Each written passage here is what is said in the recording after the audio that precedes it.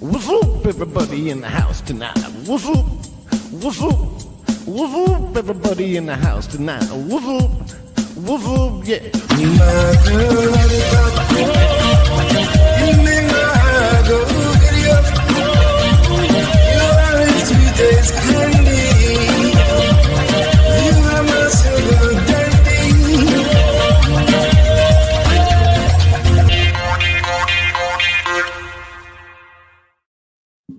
Welcome to the 100th episode of Garrett and Steve. 100 episodes already. What are we doing? Yeah, a little too fast. I don't know how that happened, really. I know. It's like Tuesdays with Stories, big podcast, probably has 300 episodes, and they've been on for 7 years or whatever it is. Yeah, but those guys are lazy. They are. We are machines. We are podcast machines. 4 days a week, we crank it out. Crank. Here you go. Is this what you guys? Oh my God. Holy There's a shit. shooting happening in here. You scared the dog to death along with me. Happy 100 episodes. Thanks, baby. Wow. You know, it's so fucking funny. That you just cleaned up this place? I didn't. Caitlin did. Now you have all this confetti all over. This is awesome. No, what's really funny is right before we started, I saw that tube that just shot all the confetti out everywhere. It was on like the TV stand in there, and Caitlin's working from home, and I point at it, I'm like, what the hell is this? And she like just shrugs me off. It's like, it's something I need for work. And I literally good cover up. It worked. It was perfect. The tone she said something I need for work. It was literally like if I asked more, it's like, what? I'm working. Like she was gonna be like, I'm busy. Can you leave me alone? And I would be like, all right. Sorry. Like she played that perfectly because I was like, I literally walked away like I don't even care what that is. Wow. But now it makes perfect sense. Yeah. Because it was this little cardboard tube with tinfoil on the top and bottom. And I just walked away like, how is that for work? What the fuck is that thing? It didn't say like anything on it, what it was. She must have ripped the label off because it was just a cardboard tube. Oh, okay. So yeah, very smart. Yeah, good idea. She got me good. And then yeah, she just walked in. I saw her holding this thing, and I'm like, what? And then yeah, bang! Scared all of us. 100 episodes.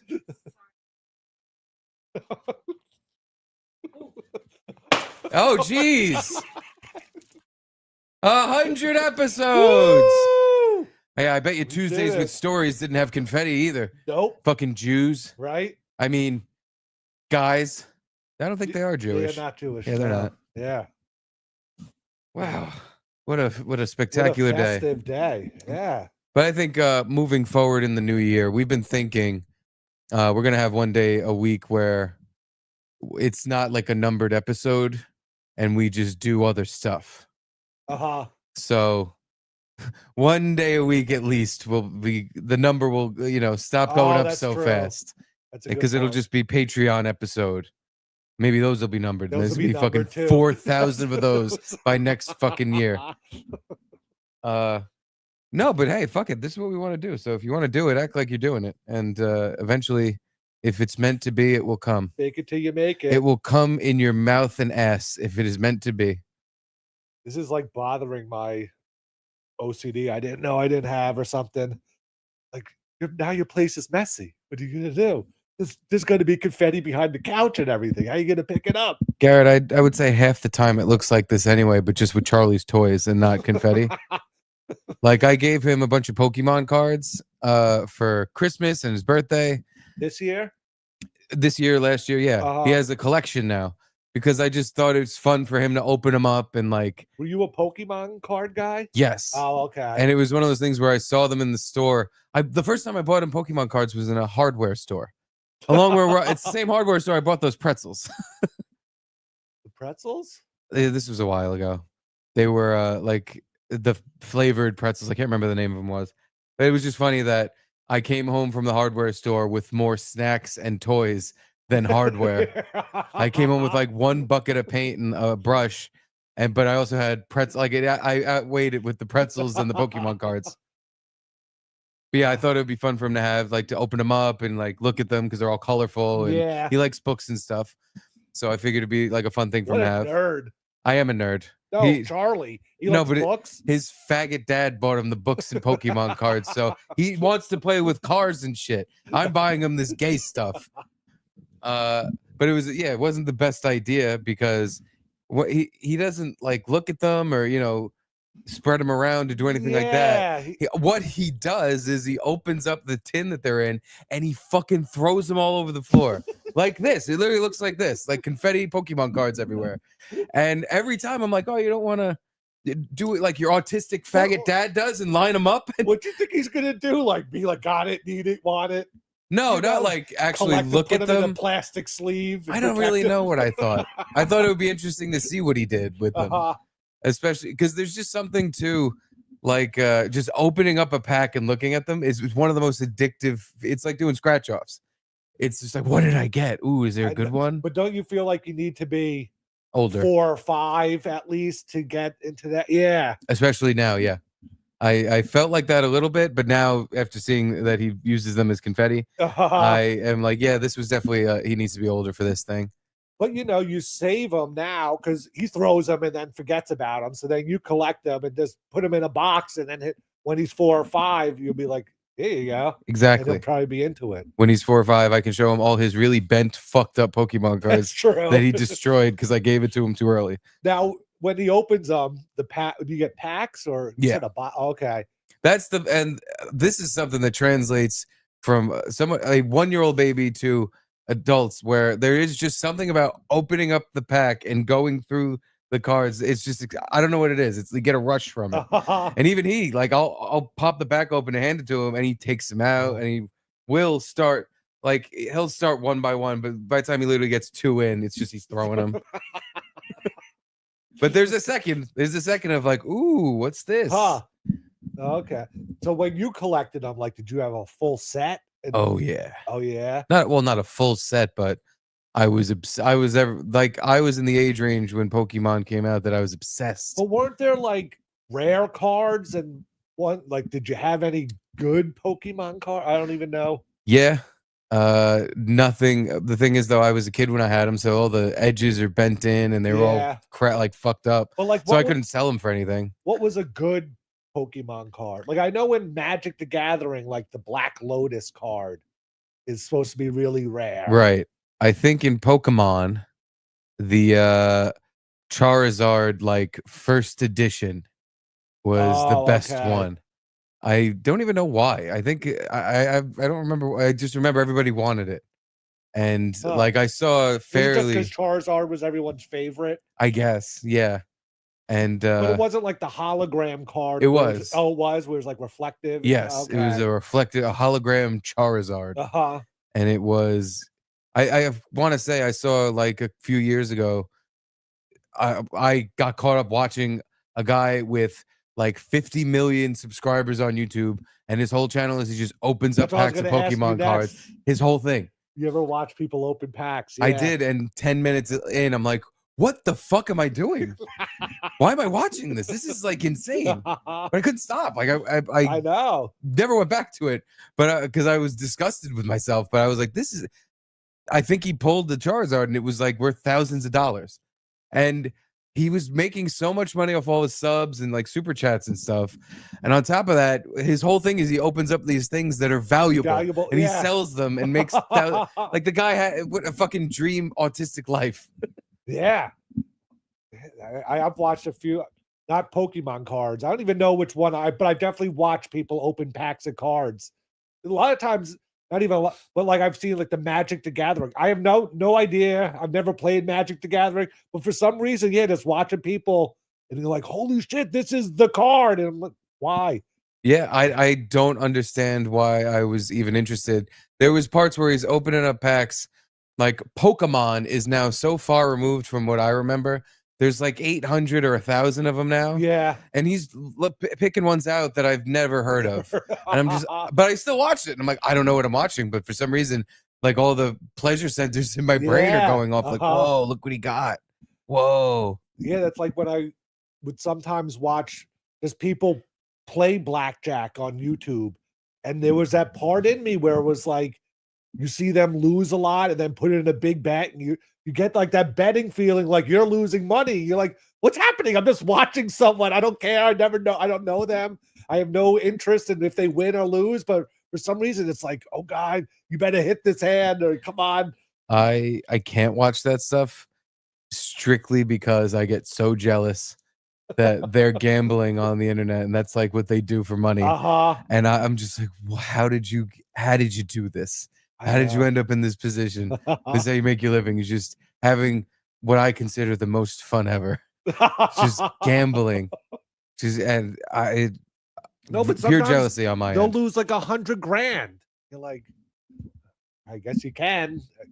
If you have all these listeners or viewers or whatever. Yeah, I'm not jealous of that. I'm not jealous of losing $100,000, but just the what they do in general. I'm like, Jesus. I wish. Nice. Yeah. But hey, Woo! Could be worse. I think we're doing just fine. 100 episodes, baby. Right. We did it. Crack a beer in celebration.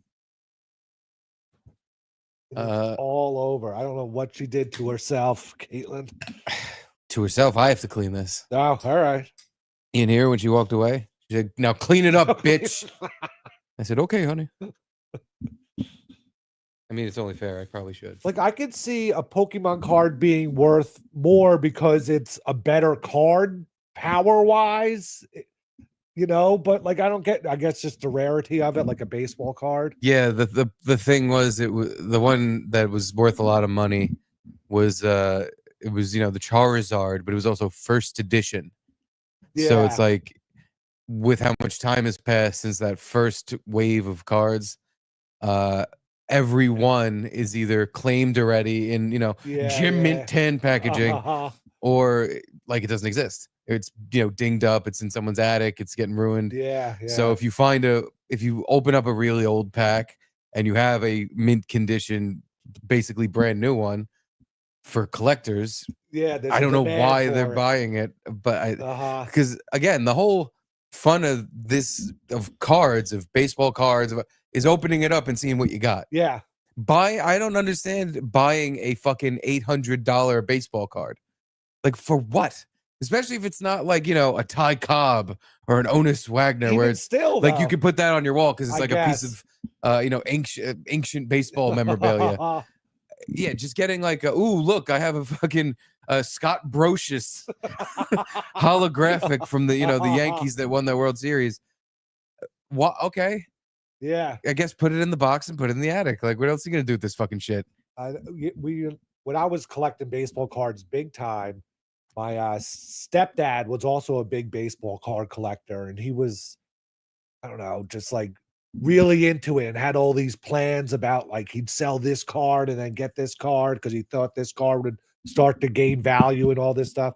And we used to go to baseball card shows, you know, where just guys sit around in booths and sell their different baseball cards. And he like made some whole point about, you know, it's not good to buy like boxes of cards. You should go for like specific cards and spend your money on that. And at that show, my friend and I bought just boxes of NFL cards, and NFL cards are worth nothing ever. Completely worthless. But because we could get a whole box and have 50 packs to go through and open, and it was just, that was more fun. Way more fun. Yeah, than hoping we get a good card or whatever it was. Yeah. No, you just hope you get like Jets players. Yeah. That's all you, and then you go, oh, look, I got Mark Sanchez. Yeah, like well, I told you this before. My uncle found his cards in the basement or in the attic of his mom's house years ago, and he didn't know anything about him, and I was kind of just getting into baseball cards, and like the Nolan Ryan rookie card was in there, and there was other like Jim Palmer rookie card, and I had them, and then we just put them in Lucite and put them in a safety deposit box. Like, I didn't even get to enjoy them at all. But, you know, these football cards, at least I got to go through the packs and open it and try to see if I got the full set or whatever. And yeah, they're worth $0. today. But who Like, yeah, cares? I can understand getting a fancy pants card and displaying it somewhere, Yeah, you know, behind the heavy glass. museum glass. Yeah. So the sunlight doesn't So it maintains fade its 'em. value. Yeah. But if you're at the point where you're buying it, not even looking at the fucking thing and putting it in a safe deposit box, why don't you buy fucking like precious stones? Buy gold, silver. Yeah. Buy something that actually is valuable and won't ever, when the world gets shittier and shittier, you're gonna end up burning these baseball cards for warmth. At least there still might be a way you can trade gold, silver, precious jewels. Something. I don't understand. Like, oh, I got this Derek Jeter rookie card. Put it in the safe deposit. Don't look at it. Don't touch it. And someday even though baseball cards, I feel like go down in value all the time, never really go back up. Yeah. This will be worth a lot. No, fuck that. And you know the ones that they sell that have like a piece of a jersey or like a piece of like Piece their of the bat. bat or whatever. Yeah. I was watching a guy on Twitter burping.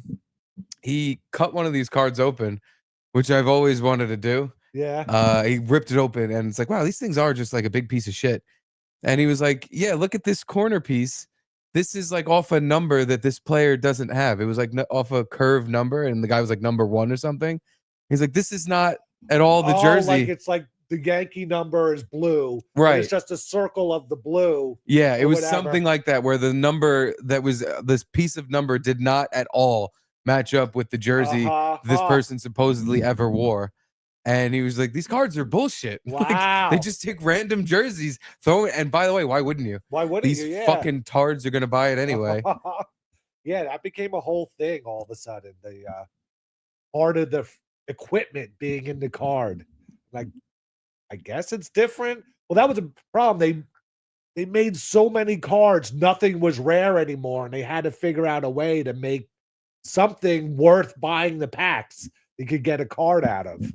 That's why the holographic cards started coming in, and yeah. And yeah, I went to my friend's house once in like 4th grade, and his dad was a dentist, and he gave me like just 100 at least baseball and basketball cards that like because he had just boxes and boxes. Clearly he had like a collecting addiction that like got me with the Pokemon cards. He was just like, yeah, my son loves this. Meanwhile, he's buying thousands of dollars of cards and going through them himself. And so yeah, he's just, and I'm like, this is the best day of my life. Because back then, that's when they were at the peak. Yeah. And I was just like, oh my God, he's giving me so much. I'm going to be rich one day from this Jason Giambi card he gave me. And were they all his extras? Yeah, ones that he had 20 of. Yeah. He was just giving to me. But like, there were ones I'd never seen before where like some of them felt like they were made of plastic. They were clear and just had, like, they were really fancy pants cards. So I'm just like, wow, this is the fucking I'm going to be rich someday. This guy, he's in this house. He's going to buy another mansion with all these baseball cards. Cut to a year ago. He's a dentist, as I mentioned. Yeah. I had to go to the dentist. I was like, oh yeah, my friend's dad from like, wait, I don't talk to the guy anymore. Yeah. This was like grade school, but so I go to him as my dentist, and I'm walking through his dentist office, and dude, the walls of the hallway and each fucking examination room, each filled with baseball fucking card, like in a frame kind of thing. On plaques and on frames, baseball cards and like baseball action figures. Wow. That like signed shit, like all this stuff clearly from his days of like, but I'm looking at them and they all look so old, and it's all shit from the 90s and early 2000s. And I'm just like, his wife told him, get this fucking shit out of the house. So that's now why he gave you some as a kid. He was just giving it all away. And then yeah, the really valuable stuff like his Joe Namath plaque with a fucking signed picture. And, you know, again, all these like Yankee baseball cards in a picture frame. His dentist office was covered in this shit. It's a little weird for a dentist office. It was a little odd. I thought it was cool. I'd be like, if I was a dentist, I'd probably have a bunch of shit like this here. I'd be the sports dentist. But the thing that made it funny was that, yeah, it was just all old. And like the plaques looked like they came from Crown Trophy. It was like that marbling stuff with like this big metal plaque title on the bottom. It was like red metallic, and it's like, you know, the 1998 Yankees. But it, dude, all that the shit hallways and every room had all this shit in it. And I'm literally looking around like, God damn. Wow, this is a cool man cave, not a dentist office. Dentist cave, yeah. A mentist. Yeah, but It's a cool mentist. All I was thinking is his wife was like, if you don't get this fucking shit out of the house, I'm throwing it out the window. But at least baseball cards, like, you could have 10,000 and they'll fit in a box you could put in the basement. It's not really going to take up that. But yeah, if he has all these frame things, all the frames things were always bogus bullshit. It was just a way to charge more for cards that weren't worth anything. Because yeah, there'd be a Scott Brocious card, the 1997 Yankees with Scott Brocious there. That's worth 10 cents. But yeah, I just get, because it wasn't like it was well decorated. Like, this shit was just everywhere. Like, literally, he just put it wherever he could, all over the office, because he didn't want to get rid of any of it. Yeah, that's the point. Yeah, he doesn't want to. It's just so funny. When you collected them in the 90s and you're thinking, oh, all the cards from the 70s and 60s and 50s are worth so much money. I hold on to these. These are going to be, but now it's 30 years later and they're not worth anything. Just throw them the fuck out. And dude, yeah, I'm looking at some of these plaques and stuff that he had around, and I'm like, I bet you when he bought that, it was like $200. Yeah. And now it's like 20. Yeah. Like, he can sell that fucking thing for $20. But like, I'm talking, he could put it on eBay and it'll sit there for years before somebody fucking buys it for $20. Yeah. Like, that's how he can even sell it. Because again, most of this shit, nobody buys memorabilia really. Like, nobody cares. I don't. Like, what are you gonna do with it? Especially, people have less and less. No, people don't have. A lot of people don't have big houses with these, finished basements to just have a fucking room full of shit. So, like, if someone gave me, like, Gino has that signed helmet, that Chargers helmet. If I had one of those, I don't know what the fuck I would do with it. It would be in the attic. It would just be on a pile of other shit I don't know what to do with. I know, because it'd be so weird if it was just sitting out in your living room. Just like one strange helmet. Yeah. I think that's what Keanu says. One year, I guess for Christmas or my birthday, my mom got me a Mark Grace autographed baseball. Do you even know Mark Grace? Oh, Cubs first baseman. I was kind of a Cubs fan as a kid. And he was a cool guy. He was like be smoking in the dugout. Not that that's why I liked him as a kid, but it turned out to be a cool. And then it's like, later on, I looked at pictures of like his real autograph and the autograph on the ball, and it's like, I don't even think this is really signed by him, And it's like, yeah, all that stuff, and it's all worthless anyway. That's the thing. Like, even if it is signed by him, who cares? What are you gonna do with it? Yeah. Like, oh man, he touched this. That motherfucker touched this shit. Like, if you really want that, find out where he's at and just hand him something. Throw a baseball at him, and then have him throw it back, and just be like, "Give me that. It's mine now. I got your fingerprints." Take the ink pad and like dust it like the cops do. I have Mark Grace's finger. I could frame him for a rape. That's really, you can't. It's not like you can leave his signature somewhere and frame him for a crime. Yeah. Then one time I had Jets season tickets and went to a Jets game. And for some reason, like usually we used to do the tailgating and get there early and blah, blah, blah. For some reason, like all the other people couldn't go that we usually go with. So my dad brought just me and my friend. And because we weren't tailgating, we went to the stadium early when they were doing warm-ups. And this was when Pete Carroll was the coach of the Jets. And the Jets, I'm going to bring up a name everyone's going to know, just drafted Browning Nagel. E-Rock's cousin? He was the next hope for the Jets, kind of. It was like either a first or second round pick, this guy Browning Nagel. If he's a Nagel, he must have been an offensive lineman. No, quarterback. Wow. Yeah. So he was warming up, before the game. And our seats were in the upper deck, but because it was well before the game, we went down to the lower deck and we're like watching the players warm up and I started screaming at Browning Nagel, like, "Hey, throw me the ball, and he was like, after a while, he was like, "All right, I'll throw it, but you better throw it back." And then he threw me the ball, and I should have just kept it and had his fingerprints and everything. But yeah, now and so I threw it back. Threw it back. Yeah, why didn't you go, ha ha, my ball? Like they would care. Yeah, you wouldn't. No, I kind of probably expected you to keep it. Yeah, maybe. Why would you give it back? And then I talked to my friend, actually. Johnny Claire said quarter pounder back. Hilarious. Because again, he's an eagle. And win at all costs. No kidding. Grace was my favorite player. Nice. Well, win at all costs. I have a great news for you. Garrett has a piece of merch with Mark Grace's signature on it that he'd be willing to maybe sell to you for like $8,000 or so. Because it's, you know, it's really, you know, this merch. I don't even think I still have it. Like, I don't, you know. Well, now you're breaking the guy's heart. Sorry. Now you're breaking his heart. Isn't that Mark Grace on our board? No, Mark DeGrasse. Mark DeGreci. He's on the board right here. Yeah. Oh. We have 100 episodes. Woo! How could we resist baseball card talk? That's right. That's what you guys tune in for. Yeah. We wanted to make this 100 special, so we were like, what can we do? I don't know. Let's talk about baseball cards and signatures. Pokemon. And my dentist. But yeah, I mean, I was obsessed with baseball cards. Yeah, we would go over to my friend's house with all the Lucite pages and trade cards and make deals. Yeah. I was also completely obsessed with baseball cards. And like, what was your first set that you remember or first year? I don't remember my first year because I had an older brother, so he was into it, which meant as like a baby, I was already into it. Okay. I just copied everything he did. So I just had a bunch of cards, and I didn't have like, you know, the Fleer 100. I didn't get boxes. We would just get random packs. And so I just had a bunch of random cards.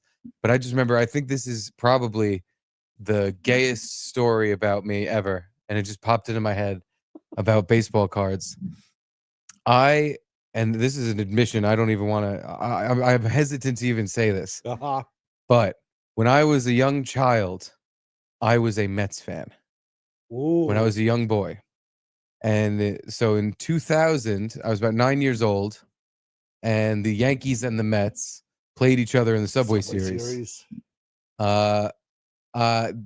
Inevitably, the Yankees beat the Mets in the Subway Series.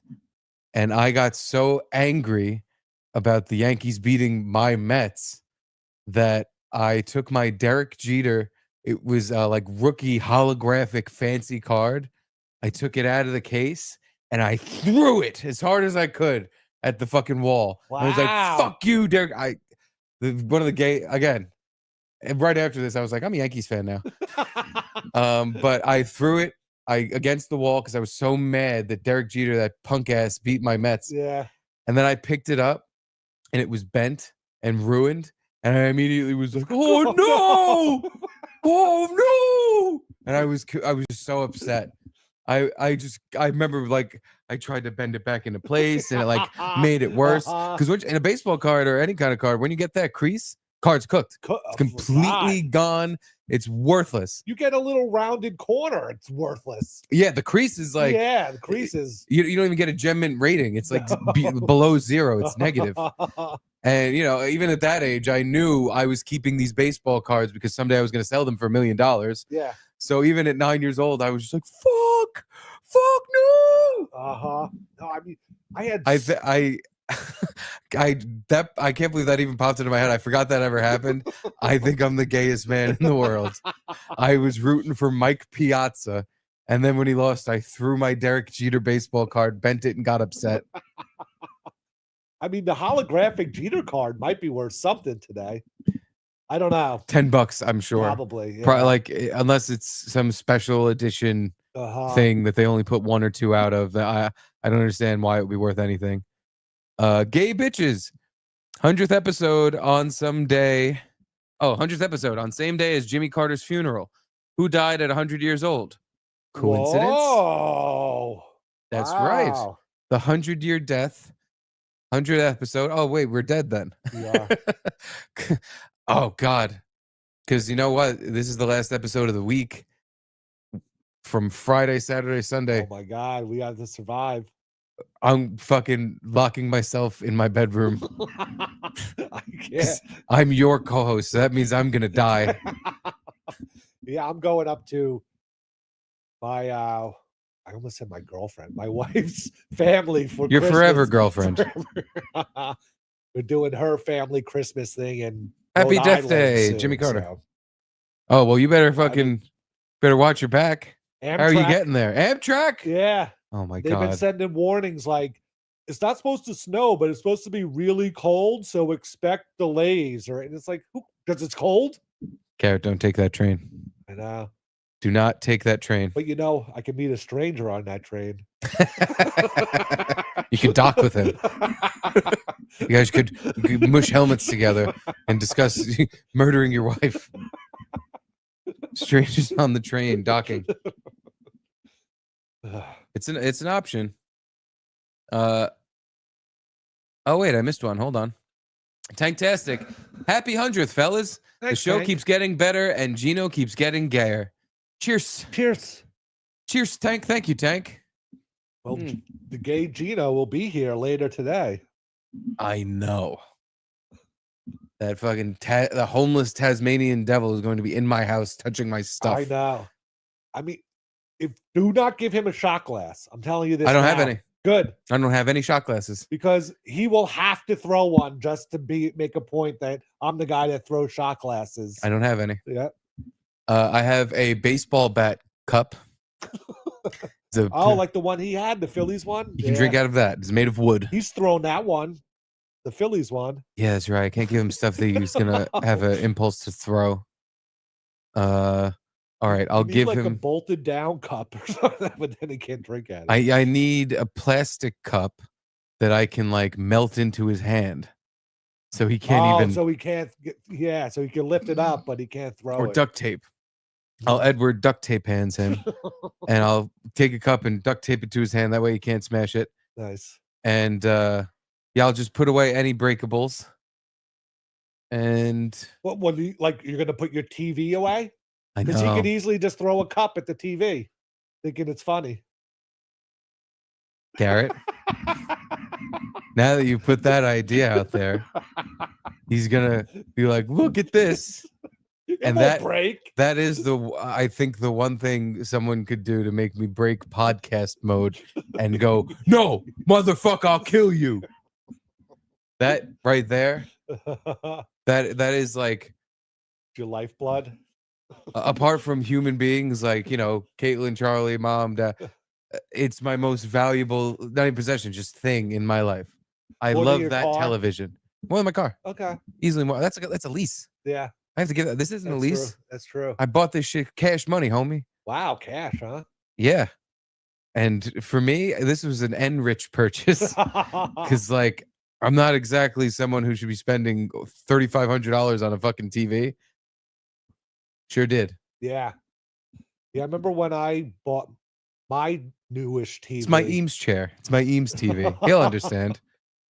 And I showed Drew or told Drew the price I paid for it, and he was plastic cup with a straw for Gino. Was Gino here? Gino got here. He just threw this cup at me. Cactus cup.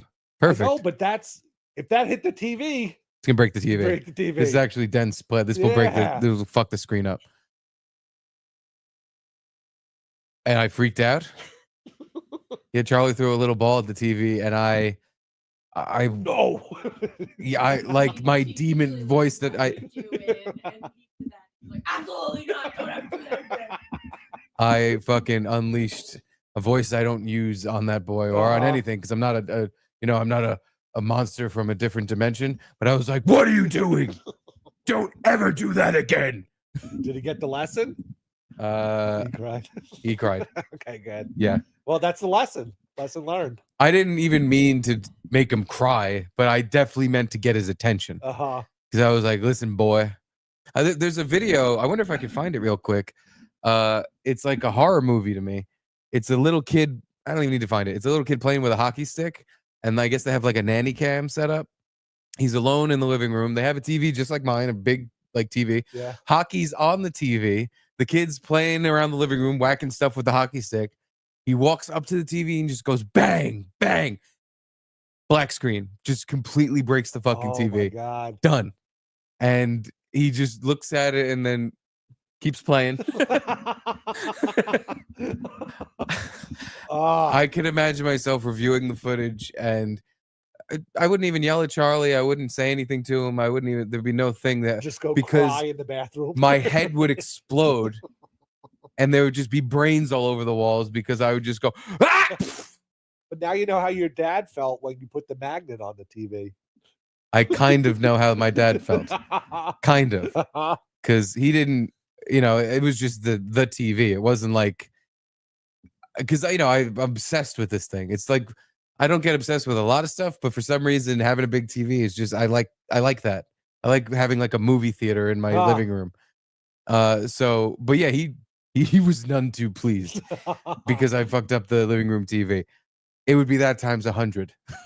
You ever see that video of I want to say like the year 2000 or whatever, and the guy takes his friends to see his $18,000 TV because they just made HD TVs, and he goes down to his, and it's like the big, still it's not even flat screen, but it's a big, and like the screen's maybe 22 inches diagonal. He's like, look at this, look how awesome it looks. And it was like, wow. Yeah, and it was costing like 18 grand. Yeah. I can if I was wealthy, I'd be that guy. I'd be the one buying the fucking $20,000 TV. It comes out. I just saw a video of the modern version of that.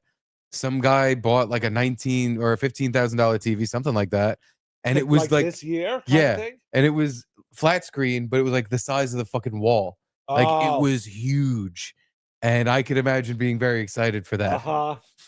Now they're starting to sell TVs that are clear. Yeah, I was gonna say, did you see these CES stuff? Yeah. Yeah, that was pretty. I don't know. I don't get why you'd want a clear TV. Looks cool.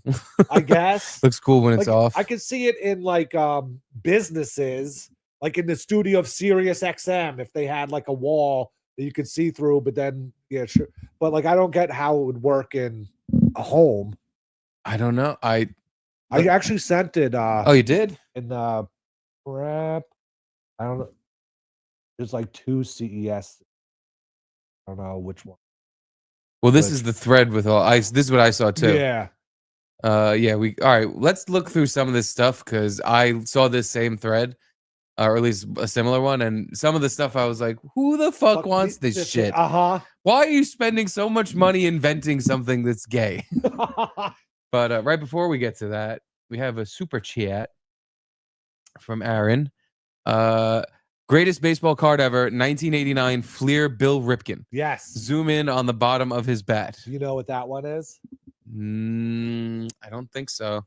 Yeah, Billy Ripken, brother of Cal Ripken, the Iron Man of baseball, took a picture holding his bat, and at the bottom of the bat, if there's a picture. Oh, I think this explains it. That explains it. Yeah, it says "fuck face" on it, and it got out there. And like as a kid, it made the value of that card go up. You know, I remember going to card shows, and that would be the most expensive card people were selling. It was just because, oh my God, he got fuck face on a real card, and they didn't notice.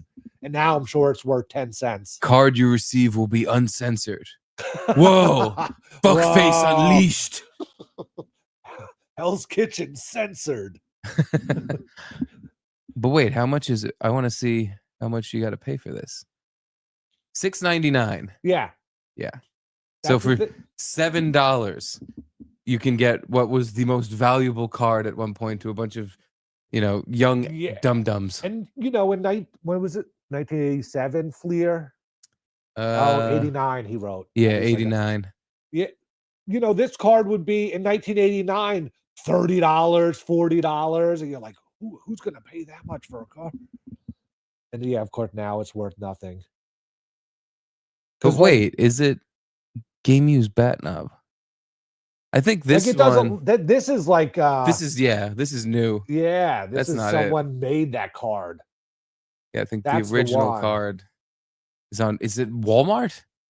Oh, look at that. Look at this. $900. Oh, look at this. Gem Mint 800 and 10. Gem Mint 10, $890. And there's the fuck There face. it is. Interesting. I didn't know you could pull in that kind of scratch from something so stupid. But this is one of those things where now I get tricked. I'm like, maybe I should check some of my cards.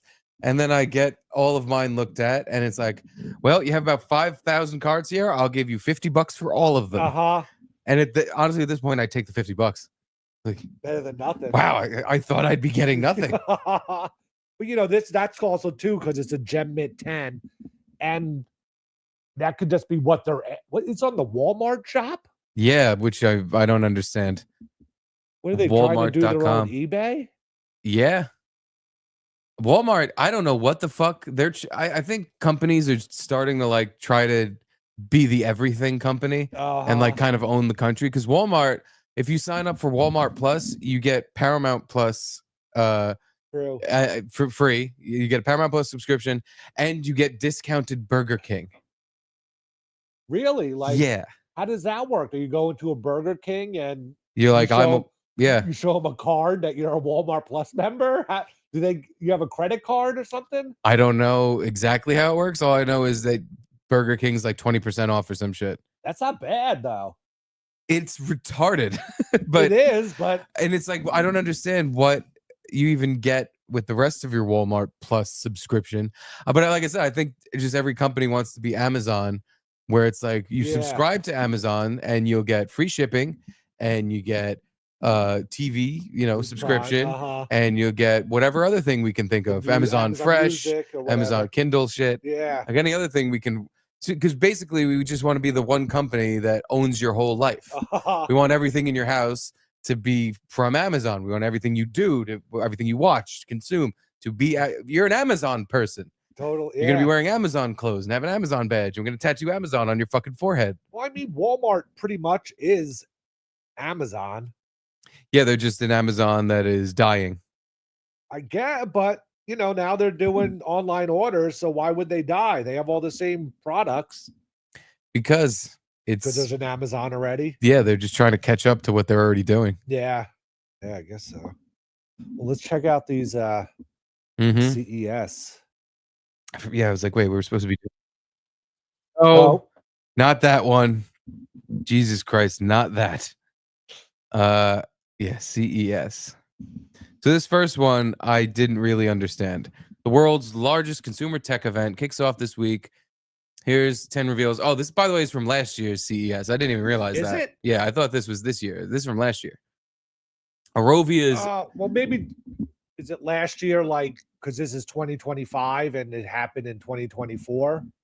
Yeah, but January 2025 is when this one. This is from January 2024. This is? Yeah. I sent another CES link. Maybe it's a newer one in a different. I keep going down. Could be. No, I don't see it. One more down. No, that's as far down as we can go. Oh, damn. You fucked it I can all try up. to send it real quick. We'll go for it. I want to look at this. Yeah, because those look pretty new. I've still not seen this anywhere, and for good reason, I think. Yeah. Display.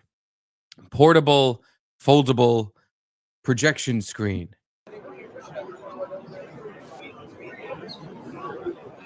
Cool for like your outside barbecue area.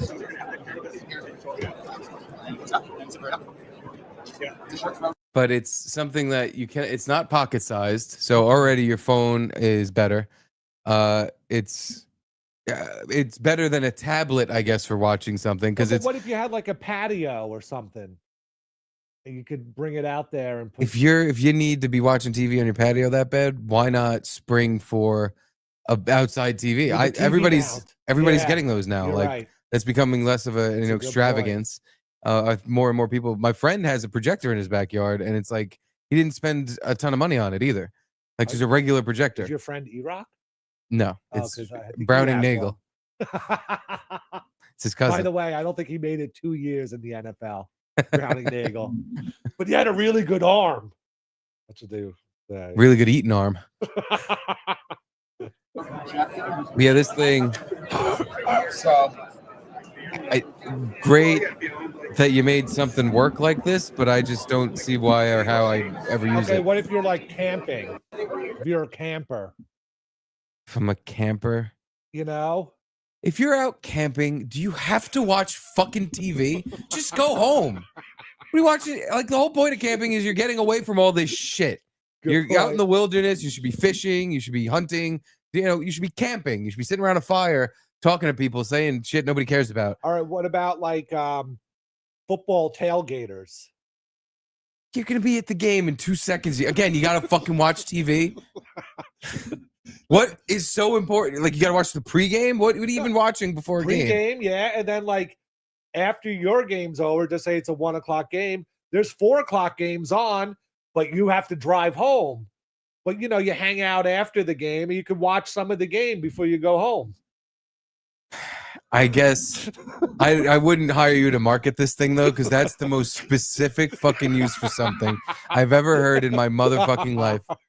That would simply not, like, There's no 5 demand for fucking it. people would buy that. Uh-huh. Because, well, I need it for when I'm at a game, because I guess I have season tickets, and when I'm done with the game, I don't exactly want to go home, and I kind of want to watch the games, but I'm going to leave soon, so I get my little projector screen. That I'll watch for half an hour For every other weekend. in January, I can sit out in the cold in a parking lot watching TV instead of just going the fuck home or watching it on my phone or something.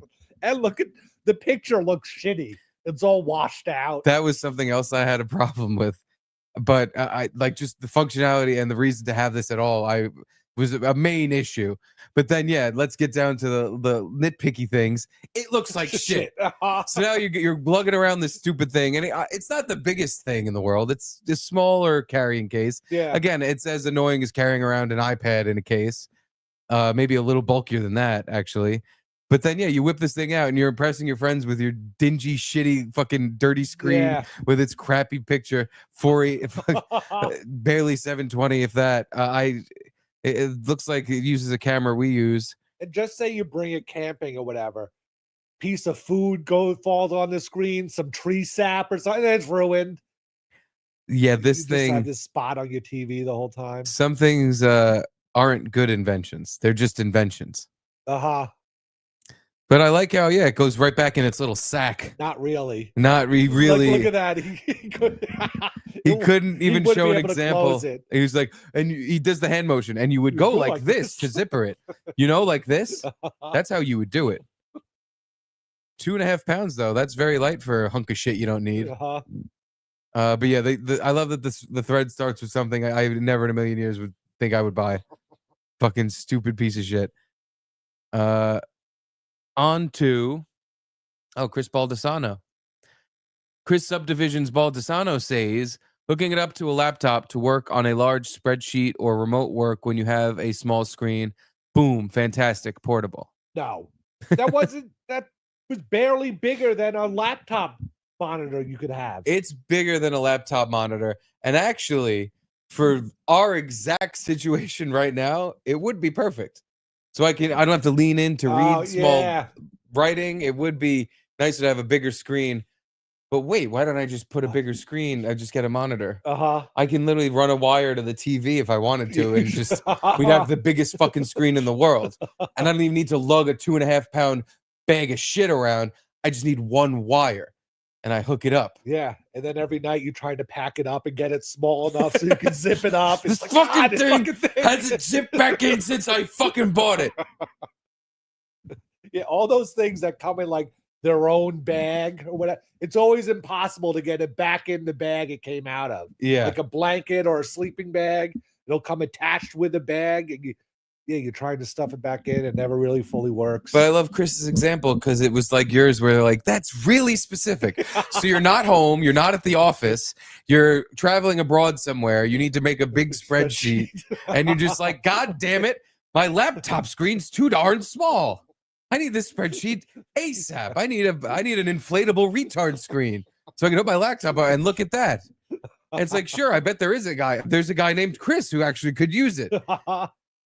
Chris, if we marketed things to 1 or 2 people, we'd be compound media. You know, I had an idea. Chris had an idea. Maybe there's 50 other people with a different idea, and then all those people have 100 people that need that idea. Then you're selling 5,000 of them. 50,000. I suppose maybe I'm just too negative of a Nancy, but my initial gut reaction to this thing was, what the fuck do I need that for? But Chris, you're probably right. There's probably good reason to have it. What's the next invention? Oh, this is what we were talking about. It's from this year, right? I think it says last year. Oh. This invention I highly approve of and would like one at some point.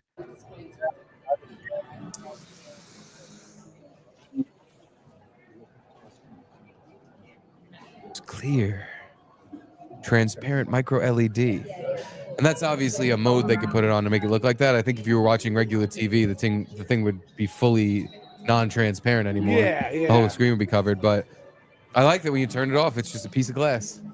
I don't know why I like that. It would probably look dingy and shitty all the time and look like covered in fingerprints. Yeah, like maybe just because it's normal, your TV's off now, and just seeing a big black square there is normal. But if it was just a pane of glass, it would look weird. But I guess it really is the same thing. Yeah, and it's super thin. I usually don't go for gimmicky TV stuff. Like when the curved TV came out, I saw one at a Best Buy and I hated it because the first angle I saw it at, Angle. I'm like, so if I'm not sitting directly in front of this thing at like a kind of perfect distance away from it, it looks like shit. Yeah.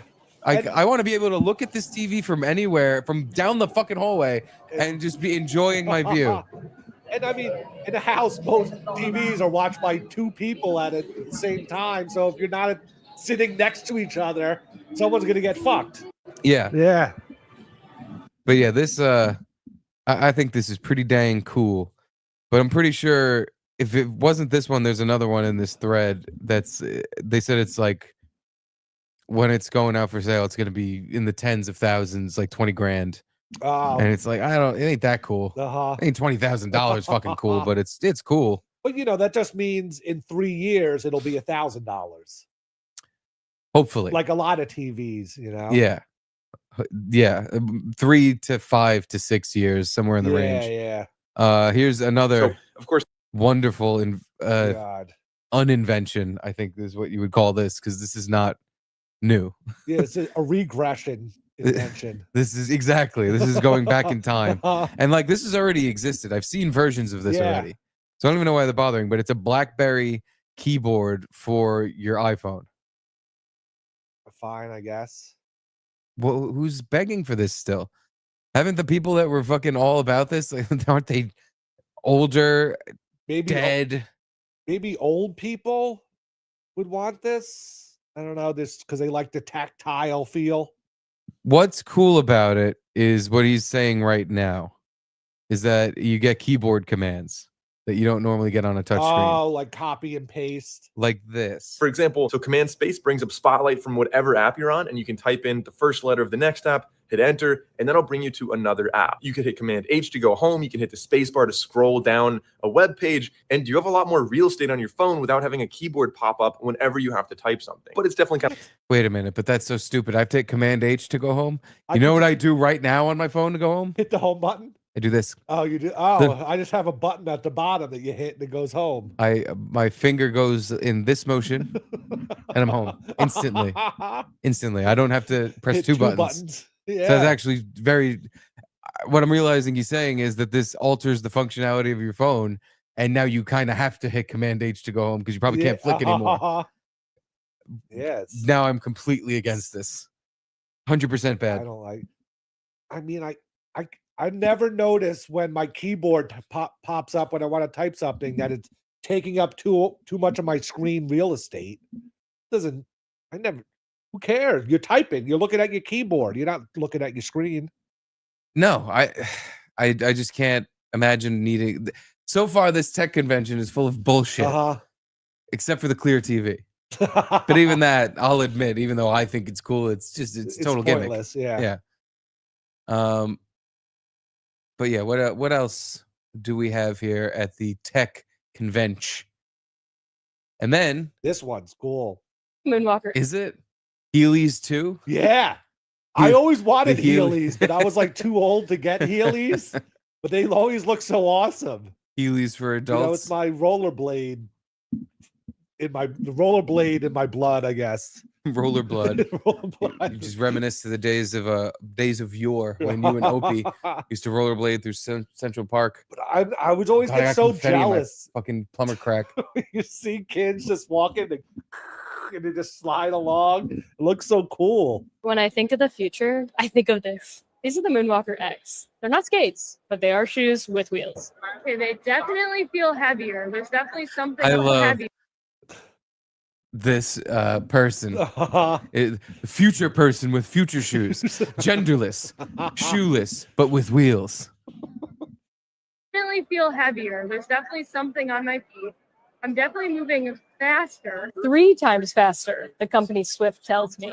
They limit to 7 miles per hour, which apparently is jogging speed of a normal person. And a full battery will get you 1 hour of walking. It'll take 1 hour to recharge to full.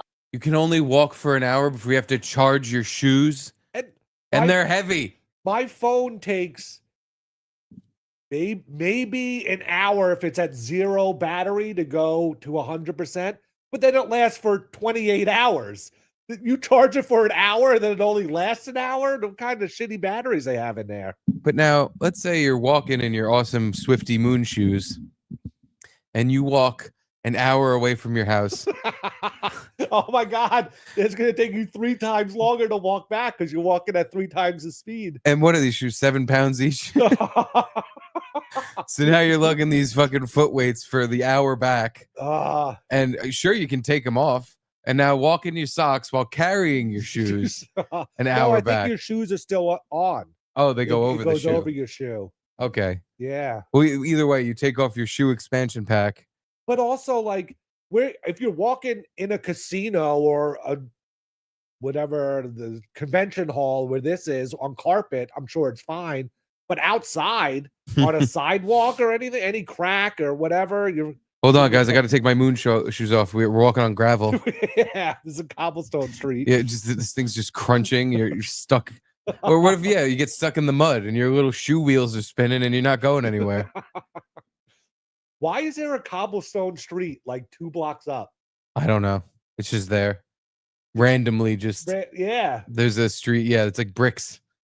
I thought it was actual cobblestone. Maybe I just I've walked past it a few Yeah, no, times. I guess that is cobblestone. Is there like a horse stable there or something? Or No. they're trying to keep it oldie time? Oh. No. It seems pointless.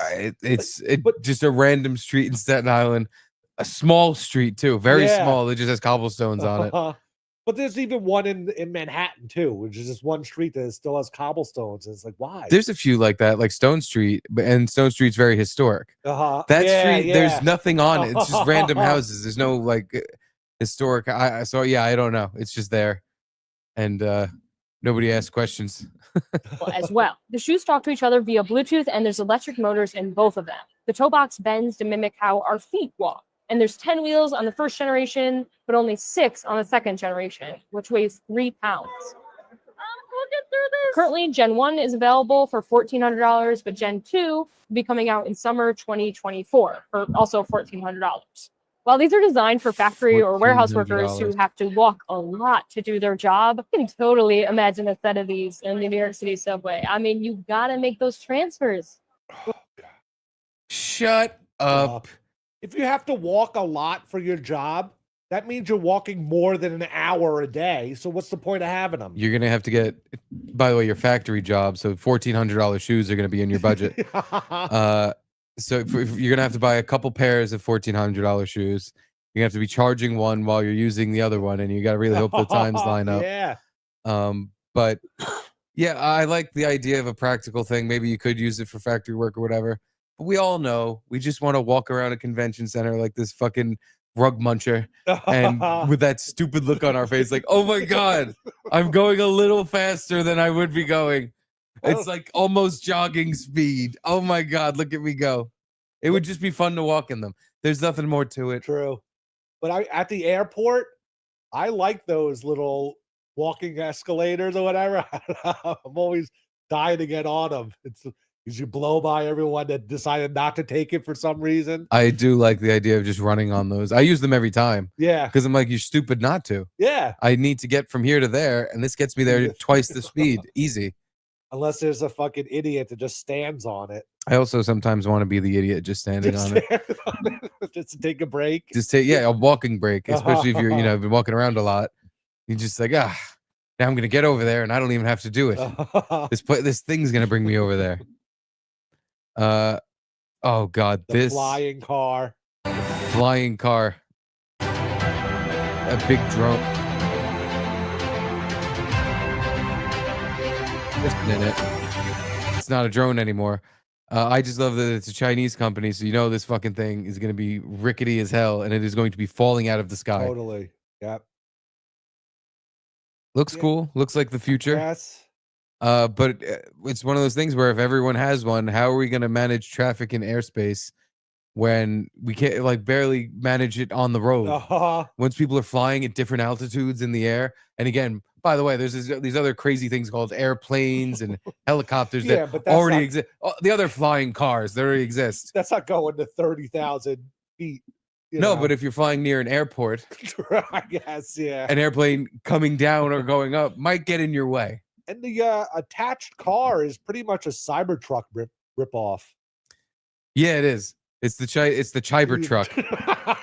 That fucking thing. I mean, how much more of a bootleg piece of shit Cybertruck could you? But oh no, he's got the 6-wheel. He's not the 4 like a Cybertruck. Yeah, because it has to carry an airplane in its trunk. Yeah, you can't even. You go grocery shopping in that thing. There's no room for your groceries. Just filled with an airplane. Yeah, that's what I think they call Chinese shit. I heard there's like a company in Florida making a flying car too, but let's see. Really? A Floridian flying car? Yeah. But yeah, you're right. Who's gonna? Only the richest of the rich will have them. Me. Yeah. Me with my TV and my flying car. I will have them. This is actually like the last thing I remember. I don't even know. Oh, a toothbrush that cleans all your teeth at once? Cool. Doubt it works that well. This looks like a mouthpiece. My electric toothbrush, I want to say it's 2 minutes, like 30 seconds for each phase. Do I need to brush my teeth faster than 2 minutes? You know, like yeah, man. I don't have 2 minutes to brush my teeth. I need it done in 30 seconds. The Metropolitan Man on the go. You need to brush your teeth in 10 seconds. I think that's just called not brushing your teeth. It's called having a mint. And then what, you put the toothpaste all in the whole thing? I guess toothpaste goes in the butt and then it like goos out. I think. I don't even fucking know. I remember just I scrolled by this the first time. I was like, yeah, I don't care. I don't need that. This though. That's this Numi 2.0 smart toilet. This is like a $15,000 like toilet. $10,000 We're at toilet. CES 2024, and you can see here, Kohler actually has this Numi 2.0 smart toilet, and it's a lot going on with it, man. Check this out. All I gotta do is stick my foot right here, opens up just like that. If I go and put it back right there, right back down. Now check this out. It got all the LEDs and all that, as you can see, but if I want to go ahead and close it, all I do is just this. It just closes like that. Now when I walk up to it, it should open back up. Then why do you have to touch it to close it? They said this has a heated seat too, right? Yes. So the heated seat's not currently on, but you can enable that if you wanted. Do they have a price for this retail? $8,500. Yeah, man. What? You're not gonna find shit like that anywhere else. You don't have to lean over and lift the lid up? But you still have to touch it. You still have to touch a dirty, piss-covered toilet. But you don't have to. When you walk in, it opens automatically. You just have to close it yourself. But no, I mean, look, you don't have. How square is your toilet, Garrett? I bet it isn't square at all. That shit's square as hell. Square toilet? Do I want a square toilet with LEDs like a Fast and Furious car? Yeah, I do. I think that's the coolest thing ever. That's the thing too. He said it's got all the LEDs and everything. For what? It's got like the neon underglow. Oh, like a Like a stupid Need for Speed burner car. Underground Yeah. car. You could probably customize the colors too. Ooh. Purple toilet. Get that for Frankie. Frankie's in love with his light that changes his ceiling light that changes color. Gotta get him a toilet that changes color. Yeah. I guess it's like you have some startup company that's in a big building and you want to look fancy.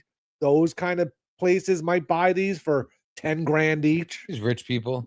You go in a rich guy's bathroom and it's like, wow, a rich guy's toilet. But then you immediately have to deal with, wait, how do I get it open? Or, you know, like a guest comes over, they don't know how it works. Every time somebody comes over, you have to explain the toilet. I think that everyone knows how to use. Now you have to explain it to them. How do I turn the heated seat on? Are you taking a shit?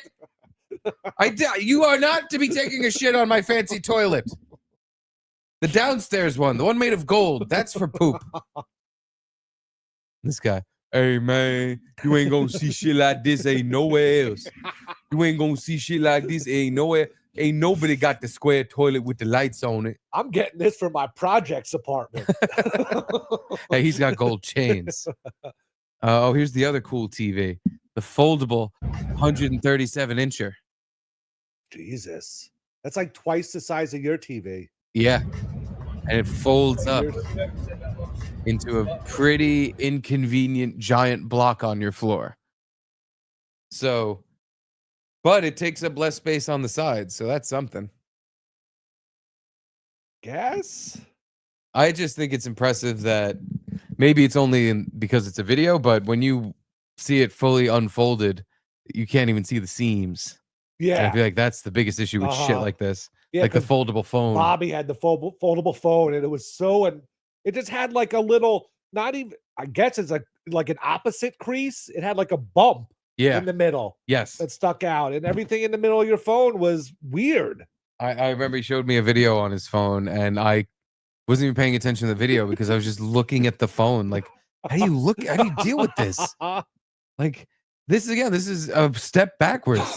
Your screen is shittier than my phone from 10 years ago. Yeah. But yeah, when maybe this it would thing be kind of cool if it I don't know how this would work, but if you could make it only two of the screens, so it was like kind of a smaller TV, and then if you were watching a big blockbuster movie, you could make it bigger. I don't know why you would want to do that really, but variable TV sizes, yeah. That would be cool. I think that's where this is all going eventually. Is just like how you can take a window from your computer and stretch it and make it whatever size you want when you're on your laptop. Like, you're just gonna have a TV that you can do that with. Yeah. So it's gonna be either your whole wall, or you can make it tiny, or you can put a bunch of screens, because that's what we all want. I want to be able to watch Gordon Ramsay, the hockey game, and a football game at the same goddamn time. Oh, you can't do that on your TV? No, I cannot. You could put 3 things on your TV? I could hook up my laptop and like have windows open. Like, no, like my TV has Woo, 100th episode. 100th episode, I spilled beer on the couch. No, my TV has multi-screen, and I could have 2 things going at once. I don't know if I could do more than 2. Probably not. But yeah, I've tried it a few times just because, like, oh, I want to watch the football game and the hockey game, and I just can't get into it. You watch whatever you're watching, you hear the sound for that, but then there's like distraction because on the other side there's a hockey game and you're trying to pay attention to. It's too much. Maybe I'm old and it's too much stimulation, but what you do, you watch the football game, but there's constant stopping and starting in football. Constant between plays, timeouts, commercial breaks, punts. So when that's going on, you start watching the hockey game. No, but then I could just have the football game on a channel and then the hockey game on a channel. And then when the football game goes to a timeout, I hit last channel and it goes to the hockey game. Yeah, instead of picking up the remote and hitting over to hear the hockey game while, it's kind of the same thing, but worse. I guess. I don't know. I like the idea of just maxing out my brain and complete just junkie addict behavior. Like, how many things can I watch at once? How much can I listen to music while I look at 3 games and a TV show and play video games? My TV Please. is also, I think I screwed up because my TV is an Xbox and I bought an Xbox too. But like I can, without my Xbox hooked up to my TV, and if I have Game Pass, I can play games on my TV and like Bluetooth my controller to the TV and it works. Hmm. Yeah, I don't know like if I missed this feature that my TV had this, and I didn't even understand how it worked. I'm like, wait, why do I have to buy this? Why did I buy this $500 Xbox when my TV can do it all? And like I tried it for 3 minutes once and it worked. I don't know if it's like shittier processing or something. I don't know if it lags more or something, but yeah, I don't know. I kind of think I just bought an Xbox for no reason. I think a lot of people did. Xbox kind of stinks. It does. But Chris, Subdivision Baldessano back again. Okay, F all this crapola. If this is CES 2025, they just unveiled Nvidia's new GeForce RTX 5090 card, which starts at $2,000, and Ant and I will be getting to game all night on. Woohoo! Huh. Woo! That is important tech. I would have said it was cheap, or Nvidia like put out a laptop or something that's 10 times faster than any laptop now, and it's like $600. Yeah, things are getting crazy. I'm really starting to feel like I'm in the future now. Yeah. Yeah. I guess the flying Chinese car gets you there. But even like the Cybertruck kind of looks like a future truck, and all the AI stuff. It's like a stupid future truck. It looks like an 80s future truck. Yes. Yeah. It's very, very like a polygon fucking, like it's in a PS1 game truck. I don't know. Yeah, but I don't know. I've been getting this feeling a lot where it's like, right now I'm kind of, because everyone was always like, where's the flying car? And I'm not even impressed with the flying car because that would be the sign of the future. But now I'm starting to get the feeling like we kind of are in the future now. Not the flying car, the jetpack. Yeah. See you later, honey. Or at very least a version of those jet shoes that actually seems practical and works. That'd be fun. Yeah, that's the future. But like, today it's windy out. Imagine doing that in the wind. Jetpacking? Yeah. Be fun. But your face would freeze, my mustache would fall off. But yeah, and it would be just, the wind would be great. You'd have to wear some sort of outfit that Yeah, I guess your helmet kind of works that like, out for what's you. the point of even wearing a helmet? If you're falling that high, the helmet's not going to save you. Might save your brains from splattering everywhere. True. At least they'll have it Clean up. contained in this little, Yeah. case. They can put it in your coffin easier. Jay Nate pays and says, "Happy 100th. Thanks, Jay. Thanks for all the tears and laughs." Aw. I think even tears and laughs. The asshole tears. You're welcome, Jay Nate. Love you, bud. Sorry, Fitzy skipped you on the song, but Yeah, we won't. he understood. Right here.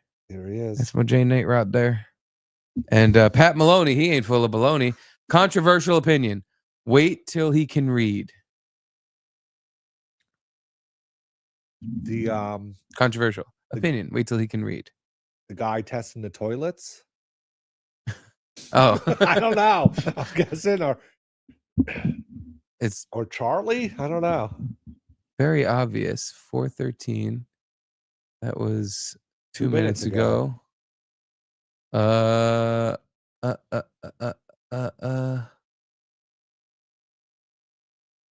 Fuck. Wait till he can read. All right, I'll wait till he can read. I just wish I knew exactly what that meant. No, you got it. I did. Yep. Well, anywho, we have some board members and some Oh, booth yeah. boys that have sent us some content, and it is time for us to get to that. So, without any further ado, light complaint. What's wrong with the light? That's Okay. right. Yeah. Oh, it is shot. Yeah, what happened? You didn't look like that 15 minutes ago. Did I move? Maybe. No, I don't think you moved. I think it got darker in here. Let's see. Yeah, that is better. Thanks, baby. Yeah, I'd say so. Well, anyway, back to business. This is a business podcast. We talking business here. Talking business. Was that the end of the CES things? I'm sure they're all stupid, but I think there was one more, okay. but it was another plane Yeah. thing. And it's like, oh, cool, All plane. right, fine. That's fine. But fine. No, Garrett demands. Oh no, there was more. No, the projector screen. LG unveiled their new transparent TV. We already saw that. Yeah. Oh yeah, it's a plane. Plane. Yeah. Okay. It's literally an airplane. The Hyundai Air Taxi. Which good for Hyundai, but I still not want for to take me. an Uber helicopter once. How much are those? I don't think they're that I expensive. don't think they're that expensive. I want to say like from Midtown Manhattan to the airport is like $200, $100, or yeah, I'm not sure, but That's not bad at all. not obviously for a fucking it's, helicopter. uh-huh. But anywho, Fitzy, our next board member, the Conti's version of How I Met Your Mother. Okay, interesting. Is this going to be a woman getting plowed on a pile of dirt? Let's take a look. Owe you for rent again? How much do I owe you for rent again? $800. I just don't have a lot of money at the moment. Is there something else that I could give you instead? No, I'd probably just like the money. Could I interest you in one tip? I'd really just appreciate the rent money. There's so much surface area, so many options. I don't really want that. And I'm into everything. Holding hands, tongue in mouth, showering with my clothes off, watching each other go number 2. You know what? Let's just forget about it, okay? Really? Yeah, well, I mean, it's just monopoly money. Okay. Thanks. My turn. Oh, get it? How much do I owe you for? Yeah. Caitlin, can What you a send me that twist. Monopoly video? The one you showed me the other day. Thank you. It reminded me of that. Caitlin sent me something similar. Now she's like, fuck, I got to remember what site I saw it posted on and where. I don't know what this dipshit's talking about. Missed one. What happened to Stancil? I don't know. He said he'd pop in. So he'll pop in. Did we really need the wait till the end on the top? Like, Yes, I wasn't gonna wait until the end. I was gonna listen to that crass language she was saying about a tit, and I was gonna go, no, thank you. This isn't that. This is a family program. Get this tart off my screen. But I missed one. Oh, I did. Gay bitches. She looks like adult Hasbullah. The fucking girl with the shoes. The moon shoes. Did you know Hasbullah? The little 20-year-old Gary Coleman. Oh yeah. That has That's Gary his Coleman. name? Yeah. It's so close to Hezbollah. Yes. Hezbollah, Mike. Everyone's seen this video, the Mike Tyson video. Yeah. When Mike Tyson met Hezbollah. Yeah. Yeah, this is the woman in moon shoes.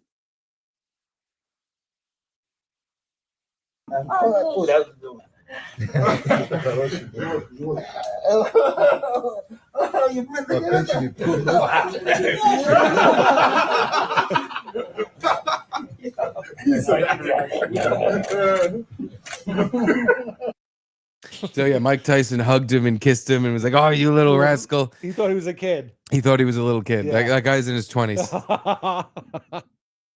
So boy, was he embarrassed. He basically sexually assaulted an adult. Little fucking Muslim man. Oh god damn it, now I gotta copy this and put it. Never mind. Okay.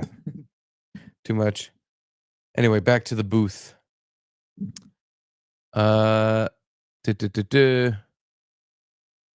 That's just an explanation of something. Booth Boy content from Bernard Gresser. I have found... Oh, where's the first one? Oh boy, what is this? Hope you guys are having a great time. It's the evening of Boxing Day here in Australia. So he sent this 2 weeks ago. Oh. Not sure if you guys have Boxing Day. No. Oi, oi, oi. No, we don't. Canada does, but we don't. And no Boxing Day. Still not sure what it is. It's Christmas. The unboxing. Like boxing is you give a box to someone and they open it. You box I them. think you're making this up. I think you just thought that that's what it was. Now you're making me think that. I think it's like the day you give like your help presents. Like if you had a maid or a nanny or something. But then I don't know. I'm guessing too. So, but then the idea is still boxing is you give people a box and they unbox. Box. Maybe. Boxing. Now you're making me fucking. Now we Googling. We Googling over I here. can just do it on my. Okay, you do it on your phone. Why is it called Boxing Day?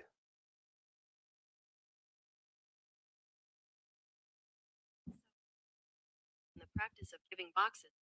All give money to servants and tradespeople on the day after Christmas. We're both correct. As they often had to work on Christmas itself. Essentially, their Christmas box was given to the boxing, allowing them to their families with presents. Another theory is refers to the opening of church alms boxes. Nations elected and distributed. So it is. It's for the poor. The poors. For the servants. Yeah. Servants' Day is what they should call it. But yeah, I thought it was Boxing Day. It's like presenting day here in America. Open your presents. Anywho, have you guys thought about any Dar Man videos? I love when these got shown on various compound shows, especially when Garrett would blow up at a particular ridiculous scenario. Maybe it's one for bonus content. Otherwise, you two act like cunts. This is a Dar Man, but I couldn't find it on his YouTube channel. It's from one of the guys who steal his content. Perfect. So this should work. The thumbnail doesn't get you. I don't think everybody can see the thumbnail. It's a screaming police officer, and it just says "racist cop arrests black police captain." Oh boy, I have a feeling I know what the lesson's gonna be. Don't judge a book by its cover, because that black guy in a do-rag and hoodie could be the captain of the police force.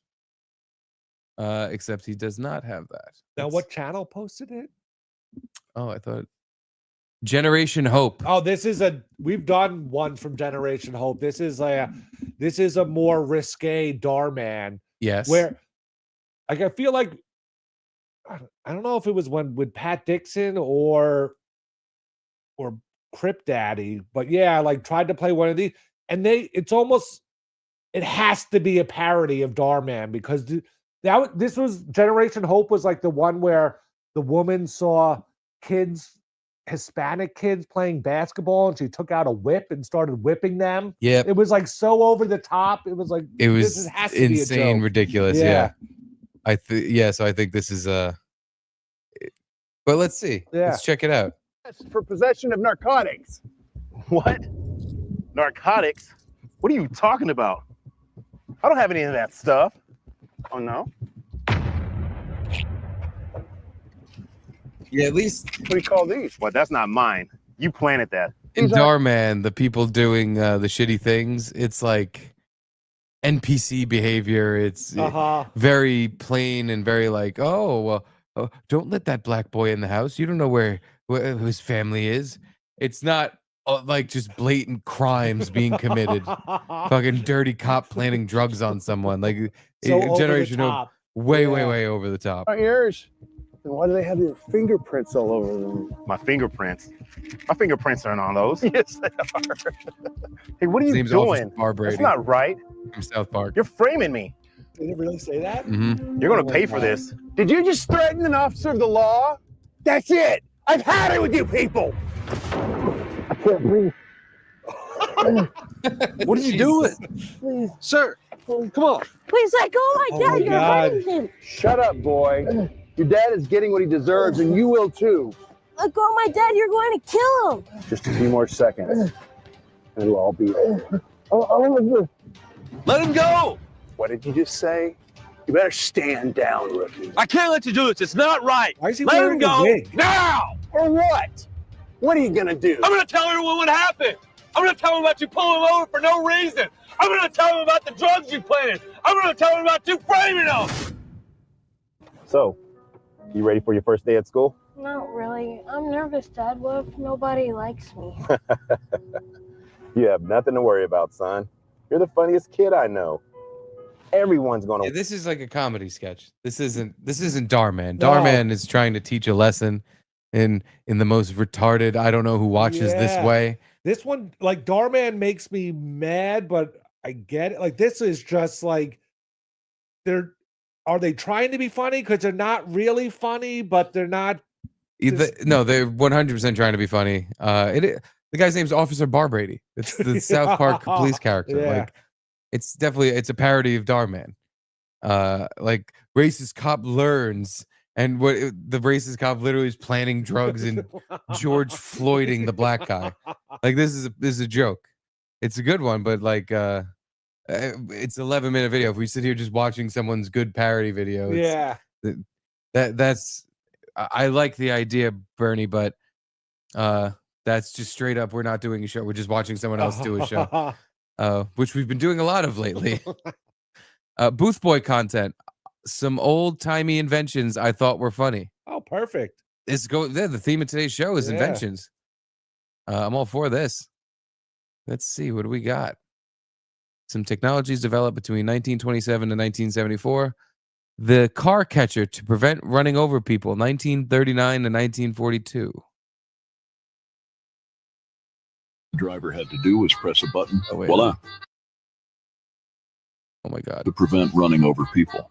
All the driver had to do was press a button. Voila. The thief catching net. All right, so once again, inventions are dumb. Uh-huh. We're they finding work when you set up the perfect scenario for it to work, but if the scenario actually happens, it's not going to work. although maybe back then, because I was thinking if you have enough time to hit the button on your person catcher, you have enough time to hit the brakes. Like, why would you hit that and not just hit the brake pedal? But maybe because again, this is the 20s. The brakes were so bad that you could hit the brakes and 10 seconds later you're still skidding to a stop. So maybe it was in addition to hitting the brakes, you put the car catcher on. But it's just weird it never caught on. And you're still going to get hit by the car catcher. Pretty hard. Yeah. It's just again like a helmet for a man with a jetpack. All your pieces will probably be in one place. In the bulldozer part. Yeah, you'll be just bulldozed into a tree instead of splattered. I guess very anti-splatter back then. The anti-theft suitcase. What was the second one? It mutes every fucking time I try to do anything. Do is press a button. Voila. Very well. The thief catching net. Now you apprehend the criminal. I like that one. The anti-theft suitcase. Long spikes make it impossible to escape with the suitcase. The easy to park. What? Where the fuck are those stored in there? And well, is it impossible to escape with the suitcase, or do you just? I guess you can't get out of a door with it. True.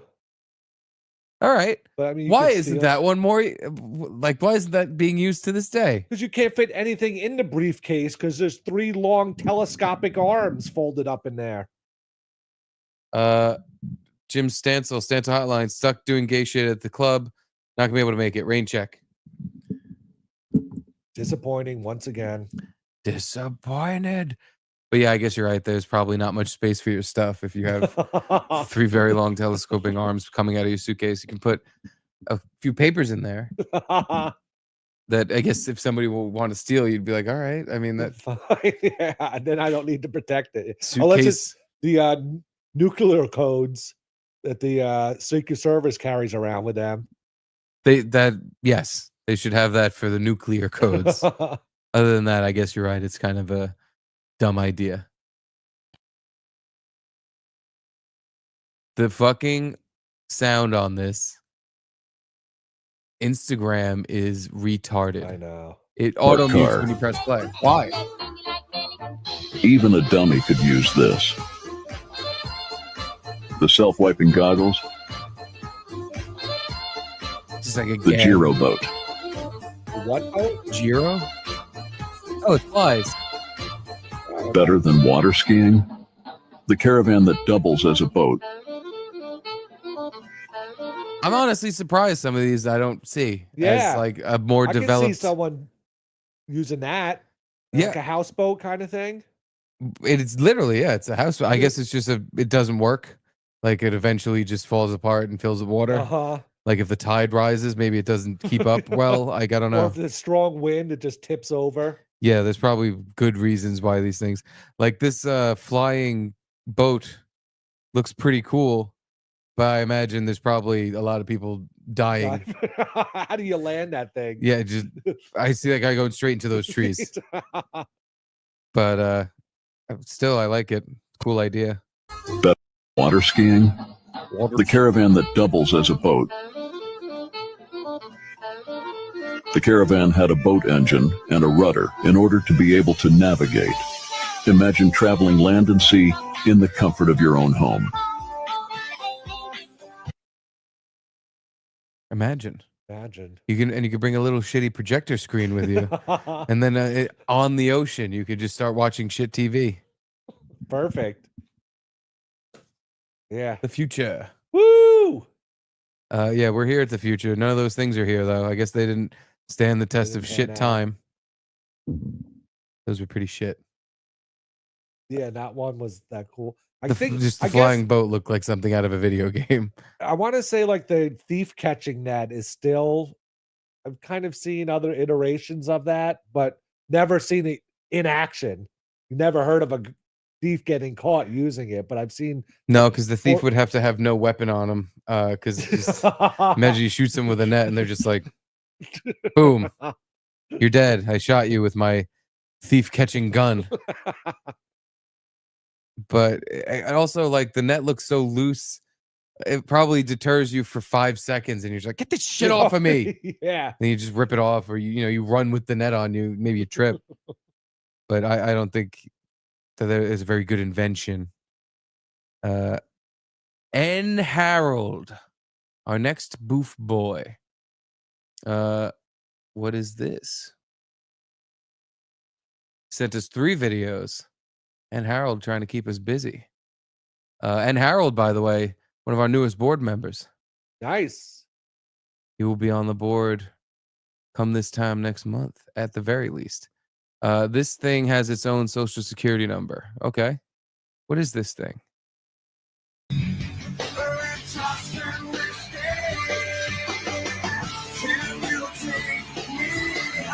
Oh, Jesus. No way. That's fake. It's some Damn. Man, what the fuck's he feeding that thing? I don't get. What did I miss? I'm gonna go get us beers. You keep watching this video till you figure out what you missed. Okay. I'll Yeah, muted. Okay, the guy's sitting there doing bicep curls.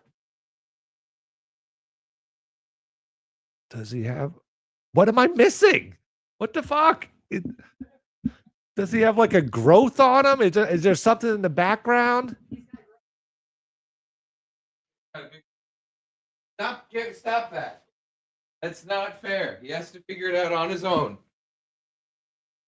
His nose is big? No, he's not Jewish. I wish it didn't end with that stupid guy so I could get more iterations to what. Here's the only hint I'll give you. The only hint I'll give you is you might be looking at the wrong guy. Oh, I see. Now I see it.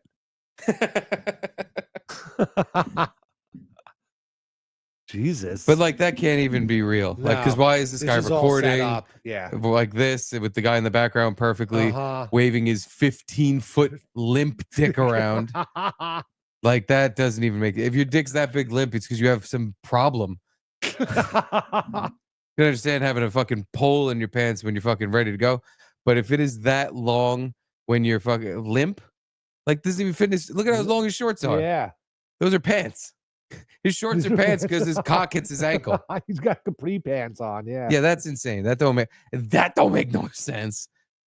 But you know, if it is real good for him, he probably scares away all the school children that see it. And like, he has a big fan behind him that's blowing it. Well, no, he's doing exercises and yeah. Wait, why is it fucking? Yeah, it's woof, woof. You know how sometimes when you're working out, your dick just starts doing fucking push-ups. It don't work out. Yeah. No, yeah. Thank you, N. Harold, for showing us that big N dick. Yeah, thanks. But appreciate it. Hopefully, your next video has less black cock in it. This one's from 4 days ago. He said it's an old one, but still enjoyable. I'll be the judge of that. N.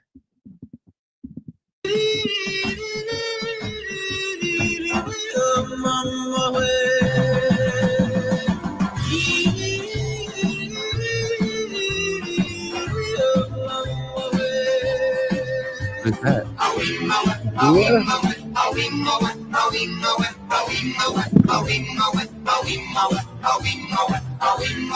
I don't think it needed the music. Oh. Well, what happens now? What was he trying to do? Give her a beer? But why did he just walk on the water? Walk on the water. Was that perhaps it was a mistake? He thought the water was solid behind his boat? Yeah, he was like, oh, the nice ice river. Take a nice step outside the boat. No, he slips. Oh, he slips. So okay. yeah, he's just on the edge of the boat. And Yeah. he, slips, falls, and then this boat went on a voyage to the center of the sea, where it then ran out of gas and just probably stayed there. It's probably, to this day, it's in the middle of the Pacific Ocean, floating around. I mean, what happened to these With two the fucking water skier idiots? stuck to it. Yeah. Yeah, they're just dead, floating around.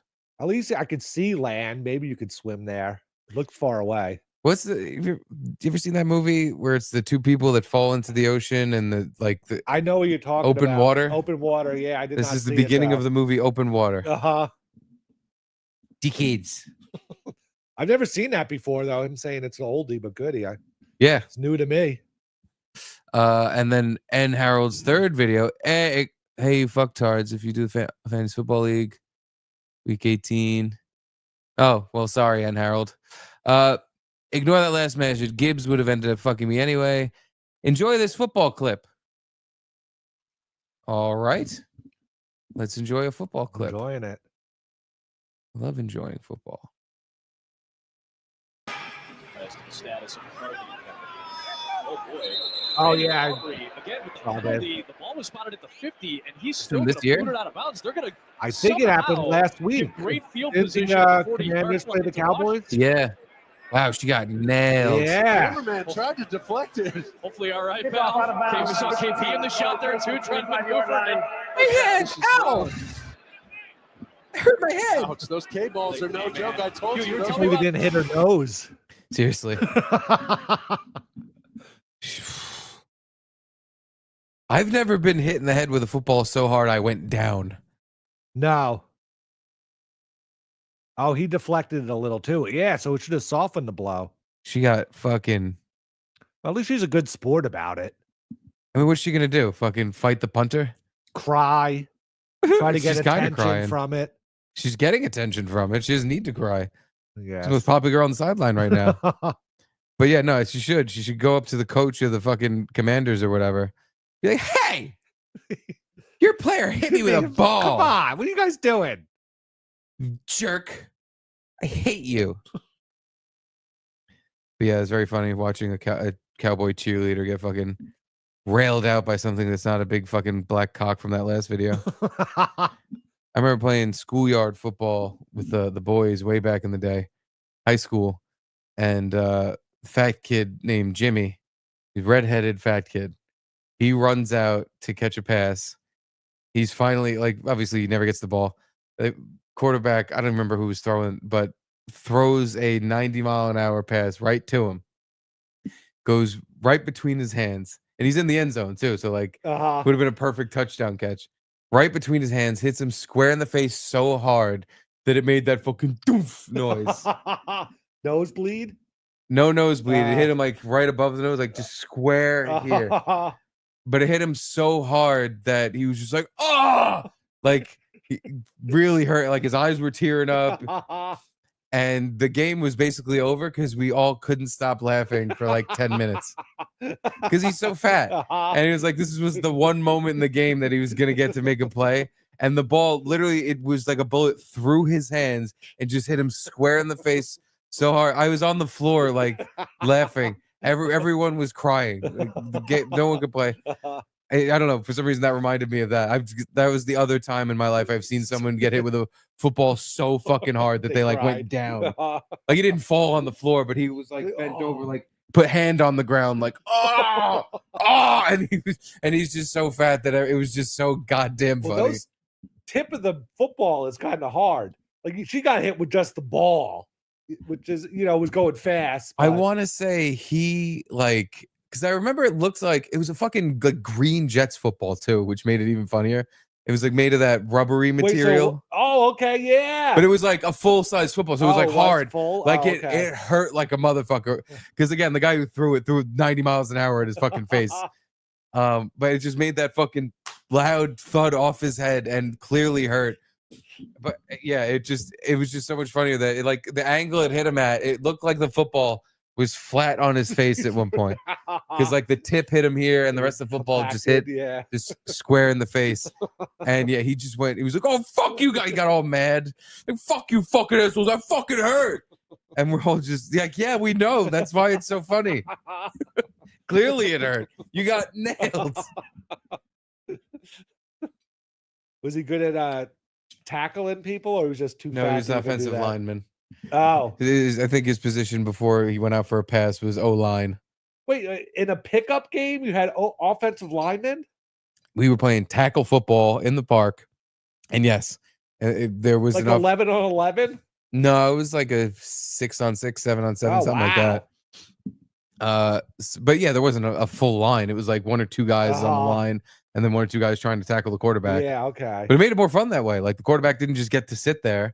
Like I was on the D line at one point. I was trying to kill the fucking guy, like, because this was not kids. We were like high school age, maybe a little younger, like 8th grade, whatever. Yeah. Did you do automatic quarterback? No, like the same. One guy is the quarterback for both teams. I don't think so. I think we had two completely separated teams. It was like it was like the pros. It really was at Silver Lake Park. But anywho, that was Ann Harold's last video. First annual winner, Patty Lapel camera. Hey guys, I miss the old days. Subscribe to YouTube. Glad you're still going. Want to make sure. Oh, so this is Kyle with just his input on the Drew situation. Hey guys, missed the old days. Subscribed on YouTube and signed up for this just now after Kumia left. Thank you, Kyle. Glad you guys are still going. I watched a lot of Compound Media, and there were plenty of shows you guys saved chiming in. Thank you. Drew better give you that fucking camera. You should get 2 of them, for those auxiliary podcast angles. I agree. That I should be switching the whole time. Every time you talk, you get a camera, I get a camera. The whole time. It would probably look better, right? Yeah, totally. But I don't know. The switching might be annoying. Yeah, I can't tell. Or it's just like 2 cameras focused on our face and we're closer together and bigger heads on the screen. Could do that. Instead of wallpaper behind. Mostly it's like a wallpaper shot. Yeah. I mean, we could do just a split screen. Like boxes, yeah. We need 2 cameras for that. 2 of the same cameras, too. That's the thing. If we had one camera and this one, it would look silly. It'd have to be 2 of the same. But, we'll see what happens. It sounds like we're getting 2 cameras from Drew. Definitely. Definitely. Yeah, definitely 2 now. 100%. And then our last Boof boy, Shane O. This is Sean and Marley. with a guy named Clayton from Australia. I follow Clayton, and he is hilarious. You should check this episode out. Bonk. We watched a bonus episode with another guy from Australia on Sean and Marley, but his name was Thomas Amos, right? Thomas Amos? Michael Amos. Michael Amos. That's right. Michael Asmus. Yeah, he oh, this is 17 minutes long. That's a long time, Shane. We'll see. We'll see what happens. All right, it's our two favorite podcasters who we like to emulate. Yeah. Guys we look up to. I could just match back to their success. Oh I'd be my happy God. as an Asian clam.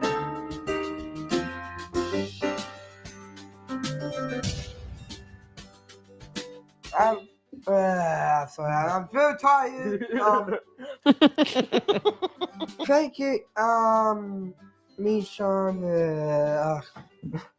You got it. You got it. One of these days, we need to start a show and just off on a script, just do whatever they've done verbatim. Like this intro. Well, the way I started the Anthony Cumia last episode, that was pretty similar. Where I was like, fuck, I didn't think of anything to say before I started talking. God damn it, I'm not good at freestyling. What can I do? But yeah, I think we should, again, because we just want to be like them. Yeah. So I want to, at some point, just change from doing our own content and just write down everything they say, and we'll read it off a teleprompter. Just reenact episodes of Sean and Marley as our show. Maybe it'll work. Would fucking bet you would work better. Yeah. I tell you, I give up. Oh, okay, man. This is not coming on. Look, I'm sorry. I got busy last night. I was drunk last night. What? So, Does sound like us. I'm sorry. It's okay. This is not. I have had coffee very soon. Go to McDonald's, have a coffee tomorrow. Okay. I got beautiful and kind guests. Yes. Is Curtin. Doesn't. We come down. Oh boy. So Curtin is the best man ever. Yeah.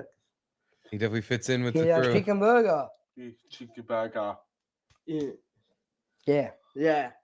Let's do it. Let's do it. Here you go, Clinton. Whew. All right, first step. All right. Yeah. Get the Ike. Yeah. Let's go. Yeah, baby. Clinton do it. He's a guest. Yeah. Always have a guest. This is not gonna go great. Oh God! Hey, dropped all the Eggshells. Hey, size. Egg. He's as good at this as fucking Big Justice's dad was at cooking. He did all the same problems. Like, don't too put much the strength. Don't put the hole in. Don't put the whole thing in. Okay, eggshells.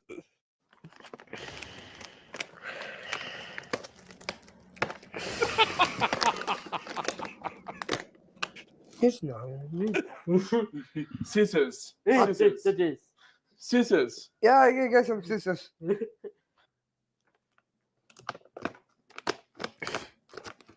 Are you even cutting anything off? It was like the tiniest little strip.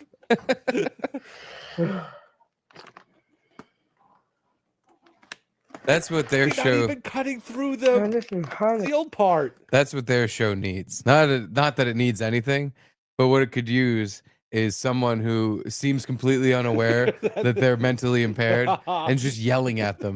What the fuck are you doing? God. You're not even cutting anything, you idiot. This guy's putting eggshells in the fucking bowl. Jesus Christ. Just This someone. isn't going to go well, guys. Come on. What a bunch of dickheads. Just someone who just doesn't seem to understand what's happening here and just way overcorrecting them. Have you ever seen a bag of breadcrumbs before? No. Never. No, they're from Australia, aren't they? Or maybe? I guess they bag their breadcrumbs out there. Keeps them from falling. Everything's upside down.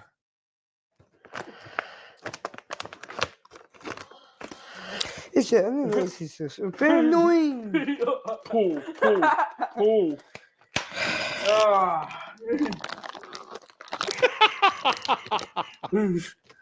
Stop. Oh my god. Stop. Yes, stop. Ah, It's I'm great. trying. I can't help you, niece.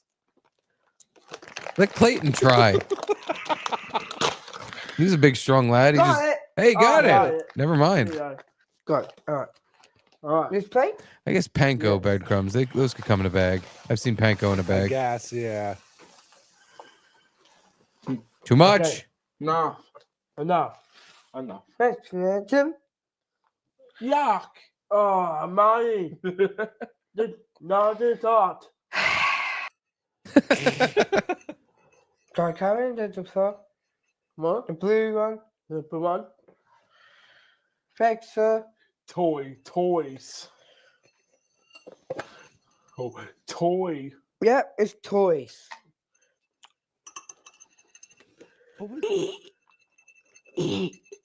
Nah. Who's making that noise? Oh, no. It's him stirring. Oh, the.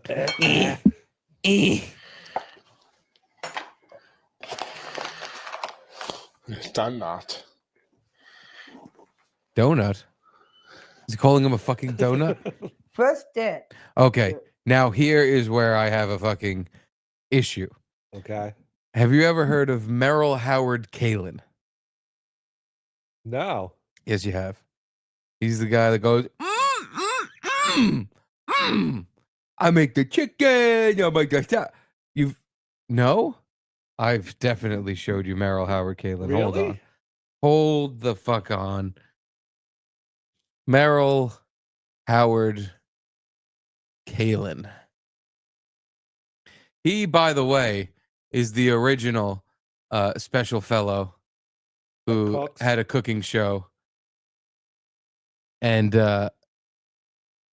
well, let's just Oh God. That top link was. When we win this, we're going to Lake Geneva. this We're isn't going even to his cooking teaching show. them how to cook well. This is him. Easy steps to cook. Okay, so Wow, so Second one, people I been was doing this forever. Just putting people with Downs Exploiting Down in- syndrome people. in front of a camera to do a show and just like literally just elbowing each other like Get it? oh my god, look at them go. Here's what I was looking for. Oh, okay. This does look familiar. Yeah, I think they played this on Opie and Anthony. Then this up, you gotta keep on cutting it. Then you can put it around the dishes like this, you see? And then you do this, then do this. Now I got it. He's not Downs, is he? And I'm putting the seasoning off the ground here. Yeah, I think he's The seasoning that or something else. Yeah. But anyway, Merrill Howard Kalin, death. Yeah. If I remember correctly, mysterious circumstances. Wait, I didn't know they were mysterious. I heard he died because he was fucking around with raw chicken. No way. And he got sick. Yeah, that's how but I remember reading that a while ago. What is this mysterious death thing? Oh, this is just TikTok tricking me to click on it. God damn it. Well, maybe it's not how he died, but I'm pretty sure it is. So basically the idea is you cannot let special people deal with raw pork, raw chicken, because they're not, as we've seen already with the 2 ingredients they have used, gotten everywhere. And they, oh, Joey Dago's calling. What happened? Hello, Mr. Dago, producer Joe. What can we help you with?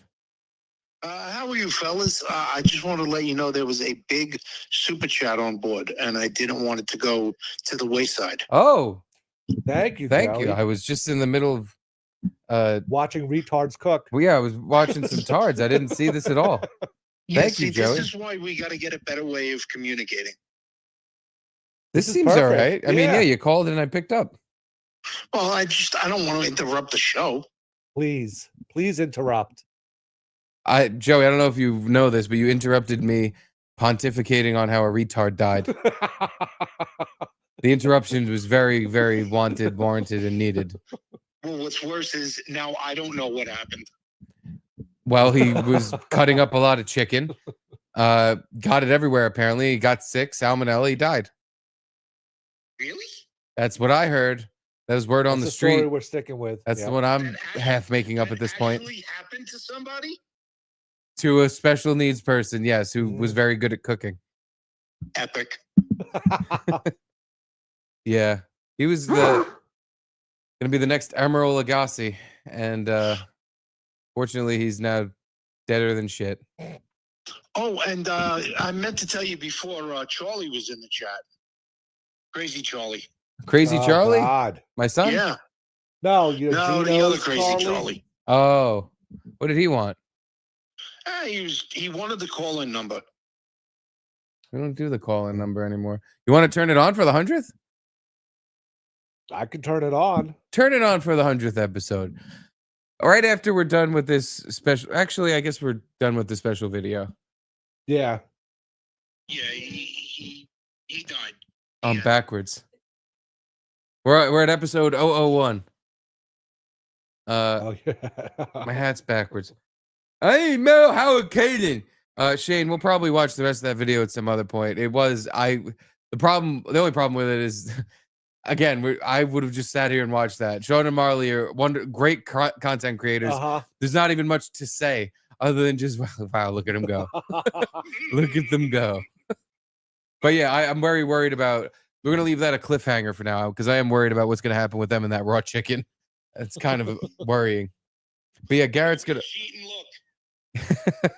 Yeah, nobody cheat. We're gonna play that Monday. It's called a tease. Monday we'll be playing the rest of the special needs fellows. With Hold on. I just want to say, and that's how you executive produce. And that is how you almost say. That is how you executive produce. Yeah, I'll get my fucking words right one day. Well, thank you, Mr. Dego. Love you guys. Love you. We got our first caller. Well, let me read because just kidding. He hold on. paid the cost to be the boss. Just kidding. Pay and say happy 100th. Hard to believe I've been lusting after Steve this long. Wow. Thank you, JK. Much appreciated for you. All the lust. Just kidding. Hope this episode gave you enough to bust to. Now, what's thank going you very on? much for the generous donation. Fitzy? Phone call. How's it going? Congratulations, boys! Thank you. Happy 100th! Happy 100th! Happy 100th! It's your 100th show! Happy 100th! Yeah. Happy 100th! Happy 100th! It's your 100th show! Woo! Wow. Now that's a professional singer. Yeah. You were like not Concrete. Who was the guy that would bang pans in Portugal? Oh, Moon Cricket. Moon Cricket, yeah. Yeah, just like him. Moon Cricket. Congratulations. I will get off the phone and let someone else call in. Thanks, Fitzy. We love you. I'm gonna have to put the number up again. I thought I had it saved, but I do not have it here. Let me. Garrett, what is the phone number? 917-512-5684. Call in if you want to talk to the 100 episode boys. 917-512-5684. Correct. Trying to see if there's an option for me to make that even fucking smaller somehow. Jesus Christ. I guess that is as big as it gets. Ah, there we go. I'm a genius. Wow. Don't all call at once. Phone line's fucking, it's ringing off the hook. Nope, we're just going to sit here in silence until someone calls. Someone better call in or else there's no show, essentially. Yeah. We're just sitting here waiting for one. I'm going to play Confetti Boy with myself. Gino is en route. En route. He texted you? No, actually, but I assume he is. I can't believe he's driving here. I could believe it. Yeah. Easier to drive here, especially at night. Yeah. Especially driving home is going to be way easier to get back than taking the fucking. Because he's uptown. He's not going to Brooklyn like He you. hung up. Oh, we had a caller? Well, while we wait for more callers, Derek of Rivia says, I don't watch much anymore, but happy 100th. Thank you, Derek. You don't have to watch every day. We realized how quickly we got to 100, that we do a lot of shows in 1 week. So, hello, who is it?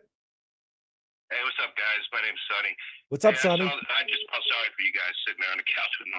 Hey, the clip where Anthony tries on the jacket, man, I about died laughing. I haven't laughed that hard. Same. Yo, I literally almost died laughing. I had to pull over. No, I'm just kidding. I didn't have to pull over. People say that. But anyway. Yeah, awesome. Hey, good luck. Congrats with the 100. Thanks, man. Love you. love you, Sonny. Thank you. Bye. Yeah. Call from. Oh, what do you say, Johnny? Oh, boy. Hello? Oh, no, we hung up. Good. Yeah, the thing Send him a about how call. funny that was is yesterday and today, I'm like, well, what do we do now? Ooh. How the hell do we follow that shit We're up? getting a celebrity calling. Ooh. Hello, who is it? Hi, is this retards watching retards? It is. Welcome. Oh, great. My favorite show now. I pledged $10 to be on PBS. Awesome. Thank you. It's a call-a-thon. Yeah. I'll also ask, since if Drew's giving you guys the 2 cameras, can I have the other camera? Ooh. Yeah, totally. Yeah. All you have to do is ask. He'll totally give it up. He Yeah. seems he's just giving this stuff away. Well, maybe he'll lend it to you. Because, much to say, E-Rock didn't get anything from all of this, so I would love a camera. True. Yeah. All right. We'll ask him. He seems very frugal in giving out his stuff, so I'm sure you'll get it. Well, it's not his stuff, as Anthony pointed out. Yeah, So we it seems know. to be like property that we can all. It's like rent a. What kind of camera do you have? You have a good one? Yeah, it's one of the. You have to search those cameras that don't shut off after like 20, 30 minutes. That was our problem. Yeah. Yeah, so it's like a Sony A6600 or something like that with one of those dummy batteries, so that the power doesn't cut off. You can leave the outlet. I gotcha. Yeah, they were showing us that at B&H too, and it was like, here's a $3,000 camera that you have to buy a $100 upgrade battery for, or whatever. He said dummy battery, and I was like, no, you're a dummy. Go on eBay, look in the electronics section. It's all certified and everything, and guaranteed. Just get something off of there pretty cheap, and you're good. Yeah, we have faith in Drew. Yeah, I'd rather go to Drew Bay. Drew Bay, yeah. And have him lend me one. You're having the same conversation in February because Drew didn't come through with the cameras. We'll revisit this, and I'll go once again say go to eBay and get your own camera. Okay. If we're having the same conversation in June, maybe. Fair enough. And I'm sure you're cleaning that up, right? Caitlin's not going to be doing that? Yeah. I have stuff to do. Happy 100, guys. Later, dude. Thanks. Thank you, E-Rock. Thank you, Gecko Dundee. Oi, Gecko, for the 20-pound super sticker. Mucho apreciado. The celebration of 100 episodes. Here's 20 bungalows. Ooh, thank you. Now, who else is on the telephone? Hello, who is it? Hey, great show, guys. Very riveting. Great callers. Holding my interest. You guys have a great show. Big fan. Thank you. Who is this? Sounded sarcastic. My name is Charlie. Knew it. I want to ask what's going on? No, we What'd you say? Huh? You No, there? Go ahead. Yeah, I'm here. Okay. No, what's up? Yeah, go on. Look at you trying to pull me into your little web. to see if you can get something from me. Hey guys, so what's going on with you guys since you were fired from Compound Media? How are you making money? How is everything going? You guys have families? You guys have wives? You guys are just basically sitting in a room. This guy You gets look like mad. you haven't showered. Go ahead. I'm sorry. I apologize. Go ahead. Over. Well, I'm selling whole and smoking pole for cash on the Mhm. streets. And Garrett is an antiquer. He buys and sells antiques. Like those American picker guys? Hey guys, jokes aside, how are you making money? This is a No jokes aside, you don't get to run how I talk, you fucking N-word. How are you making money? Yeah, whose cock do you suck for dollars? I have residual income. I'm a smart fella. Seriously, guys. So where are you guys going to go from here? What are you doing? You guys get together. Whose apartment are you at right now? My dad's. Yeah. Oh, come on, guys. Let's have an honest conversation. Let's don't play the whole Gino. Gino's a fucking hack. You knew he was a hack. You guys supported a fucking hack. You guys are hacks. You have a stupid show. It's irrelevant. You're not going to go anywhere with this. You're basically hanging on. You're like, you know what? We used to work for Opie and Anthony, and we're really funny Just guys. Anthony. You're not funny guys. When did we start? When did we ever do that?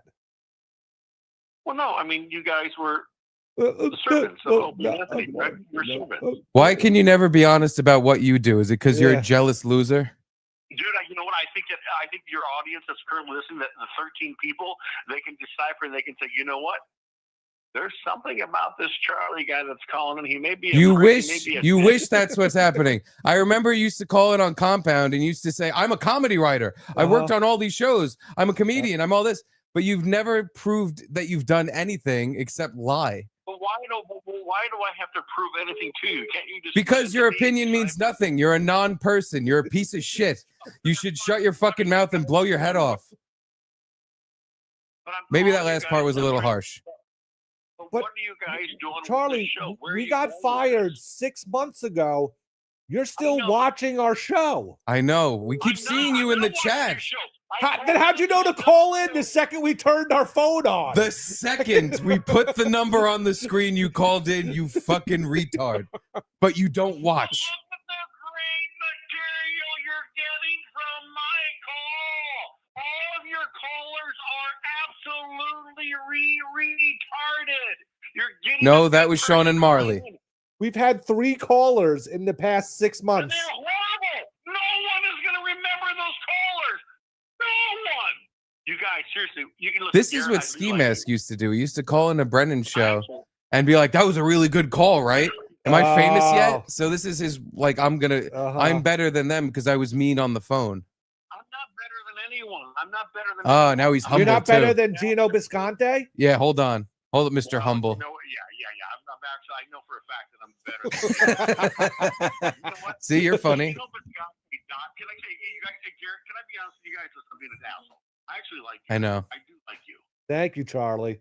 He likes me. Well, no, you don't. Everybody does. When I actually like you, I think you guys. Listen, I think you have an adequate podcast. Whoa! Someone's changing their tune. I thought we were going to die on the streets because it's so bad. No. Listen, there's a couple in your dabble verse that have some sort of obsessive fucker. Gino Bisconti doc. He put my number out there on Aaron Emholt's show one day, and then his producer Robert or Richard, whatever his name is, Deanna Thompson show, they doxed me. So I went after the fucking vengeance because they Yay! I'm a nice guy. No, I just want to thank you for listening all these months. Yeah, you ended Appreciate pretty. You said we were adequate. That was actually nice coming from you. I have not been listening to all these months. This is actually the first time I've seen your show. I've seen your show twice. Liar. We've seen you in the chat many times. Your pants are on fire. I've seen you pop up multiple times. Uh-huh. More than 10. Listen, Liar says what? You guys. No. You work with Anthony Cooney. I'm a fan of his. So you guys had a connection to him. So it's nice to talk. Did to you watch guys. the You Anthony guys- episode? Yeah, wait, did you watch the show the other day? I actually called into Anthony's show once and I blew it. I stumbled. It wasn't gold like this. No, this isn't gold. No, but I'm trying to figure out, you guys, seriously, all jokes aside, where are you going to go with this? What are you going to do with your show? You guys What are your long goals for this? Good question. To be millionaires. Yeah. We want to be so irreverent, so funny, so gay that we make $1 million on YouTube, buy jet skis, and do fireworks. Yeah. That good? Is that good enough for a podcast? What should we be doing? Breakthrough science? Like, what should the plan be? Honestly, I think you guys should put some work into your program. I think you guys are both very talented. Maybe produce some bits, throw in some things, do a little bit of research, watch what WATP does, break down some shows. I mean, don't steal from other people. You guys are funny. You're creative guys. Yeah, but every other show breaks down shows. And we do occasionally do that. Just gonna sit back like two old ladies knitting and just reflect on nothing. You come up with something creative. Do something different. Be original. This isn't different. Yeah, there was confetti today. Yeah. All right. Well, I mean, listen, you've got 130 viewers right now. My gut says you probably only got like 20 real viewers. You're not getting those massive hits of donations. Don't you guys want to get that? Do I want money? Yes. Money's good. Yep. Money make me happy. You got to figure out how to do it. What's your idea? Give us an idea. You're an ideas man. We need an idea. We got a missed call from Joey Dego. Garrett, you're a creative, original, funny person. You can come up with original stuff. I know, but like you have ideas where you had an idea that gets you money now for the rest of your life through residuals. That's what I want. I need that idea. Dominic Riccitelli says, cheers, happy 100. And he paid to say. I'm going to interrupt that with this. Thank you, Dominic Riccitelli. Very, very polite and kind of you to send us that. And Joey Dego. Criticism. I think Joey Dego. Hello, Joey. Dude, ask him why he did time. Why'd you do time, Charlie? No, there was an incident. There was a situation, and it's not a big deal. What are you talking about? No. There was something happened. With a woman? No, actually, no. It was my stepfather. Oh. No. Did your mom die and then he wrote you out of the will? Listen, I'm going to take off. I know that I'm bringing down your program, podcast. I know it's really riveting. You got lots of great callers that are going to come after me. But what are you guys going to do? What are you going to do that's going to separate your podcast? He was in the psych ward. Charlie, our numbers went up by 3 since we started asking you about this. Yeah, so I think we got to bringing in the stick with this. This is bringing it in. What were you held in prison or the psych ward? No, I've never been in any sort of medical institution. Never. How long were you in it for? No, I was there for like 8 days. It was a misunderstanding. Sounds like a misunderstanding. Yeah. Your stepfather misunderstood why you were raping him. You were doing it for love and not hate. Well, that's not funny. Anyway, hey, but seriously, guys, where do you go? What are you gonna do? Keep doing this. We'll probably blow our heads off at some point. What are you doing? Can I go online right now? What you guys are doing? Can I just turn on my camera and sit on my couch? Please. Start going This is where the anger comes from. Because you want to be doing this. We know you're very energetic when you get on the phone, so we can tell. Like, why are you guys doing this and I can't? No one said you can't. Just sit on your couch, turn on a camera, and talk about stuff. And if people want to listen, they'll find you. Yep. If you promote it well enough, people will find you. Yeah, but I'm not a narcissist. I'm not someone that wants to be seen as residuals from the show. You guys want to be acknowledged. You guys think there's something special about you, and I respect that. Thank you. You think you're special though too. Yeah, you would have hung up like 5 minutes ago if you didn't think there was something to yourself. Everybody thinks they're great, but it's who can admit it and who's does the humble shit. We're like, oh no, I'd never, oh no. But I bet you if we were like, hey man, can you just come on our show? Or if someone else that you really respect, like whoever the fuck, Anthony, was like, hey, I really liked your call. Would you want to be like a regular on the show? You'd tell him, no, I'm not. I'm too humble. I can't do it. You'd fucking drop everything you were doing and run to go have the chance. The fact is we admit like, hey, we actually want to do this. So why don't we try and do it? Did you say, no, if I got the chance to work for Anthony Cumia, absolutely, I'd drop everything. Right. So we did the same thing. We worked at Ant's company. We got on the air, and we were like, "This is fun. We want to keep doing this. We think we're good enough." That's it. No, I'm not putting you guys down, but I have no interest in being on the air. I would like to produce your show. I'd like to write for you guys. I'd like to put bits together. But you're lazy. You're not putting the work in. You guys think you have this original talent where you can basically just like turn on your camera and sit there, but you don't have that ability. If you had that ability right now, you'd have 10,000 viewers. You're missing something. You got to put the work in. You guys aren't putting the work in. You're lazy. Bro, there's correct. something to it's not that we're not putting the work in, because I mean we're up to 100 episodes already. But I think there's a point you can make where it's like maybe it's misguided effort. Pull him away so I can talk over him. It's misguided effort. Or maybe we do less episodes, but each one's more special. I don't think that's necessarily crazy. I think you might be onto something there. Mm-hmm. Now you go. Hold on. What did I say? I know you were too busy fucking yapping and saying shit no one cared about. What I said is maybe there's something to what you're saying. And instead of doing so many episodes, we will do less, but each one would be more special. You guys are brilliant, creative people. You work for one of the greatest talents ever. Obviously, they kept you around because you're talented. Use your talents. That's the biggest compliment I can give you. It's an honor for me to talk to you guys. What am I missing?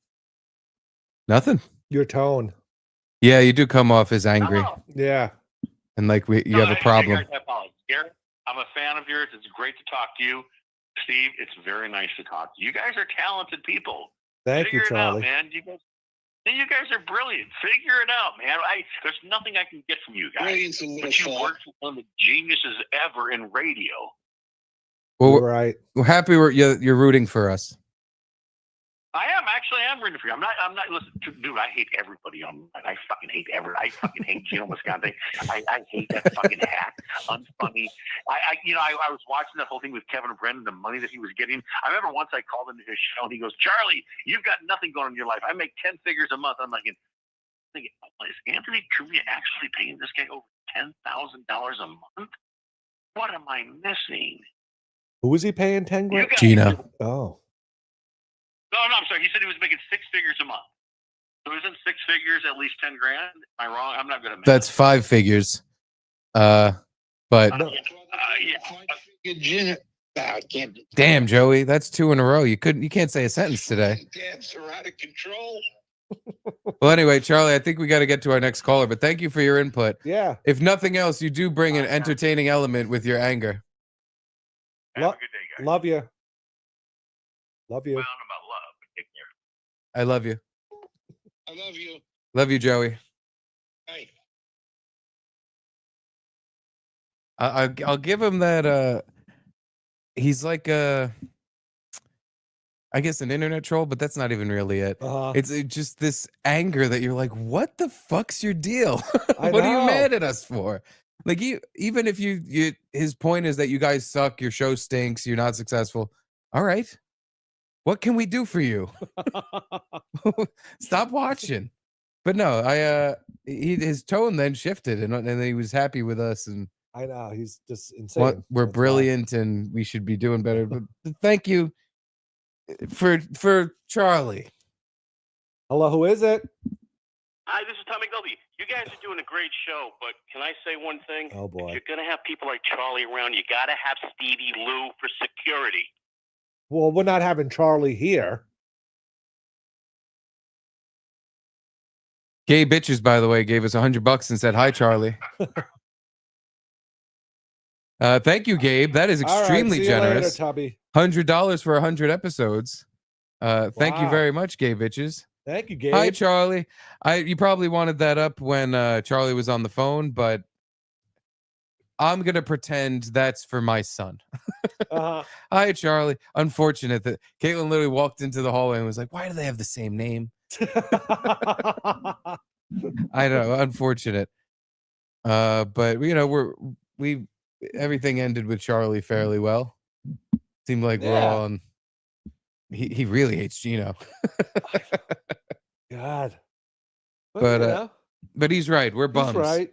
We need to do more bits. Yeah, Bits. like his hero Anthony that does bits all the time on his show. Exactly. Oh, and yeah, Caitlin even paid to say, "Oh, please change your name, Charlie." Anyway, there's the phone number back if anyone wants to call in. Hello, who is it? This is Caddy Thorogood. Hey, Caddy, what's going on? How are you? I'm doing good. How are you? Awesome. Pretty great. I just sent you guys both the video. You both liked it, but I resent it. Twitter? I'd like you to play the Biscuit song. Okay, hold on. Steve's pulling it up. It's on X. He probably just tagged you. Oh, you tagged. Okay. There it is. Found it. Yeah, now do you think this is real or a parody, this song? I think it's real. Like the Jesus Christ is my N-word. Yeah. But like that song was real? Goodness of the biscuit. Yeah, maybe. Taste the honey sauce. Thanks for calling, Taste the Patty. goodness of the biscuit with the honey Love you, man. sauce. To get that honey sauce on me. I don't like the way it tastes with my chicken wings. Goodness of the biscuit. Taste the biscuit. Taste the goodness of the biscuit. Taste the butter spread.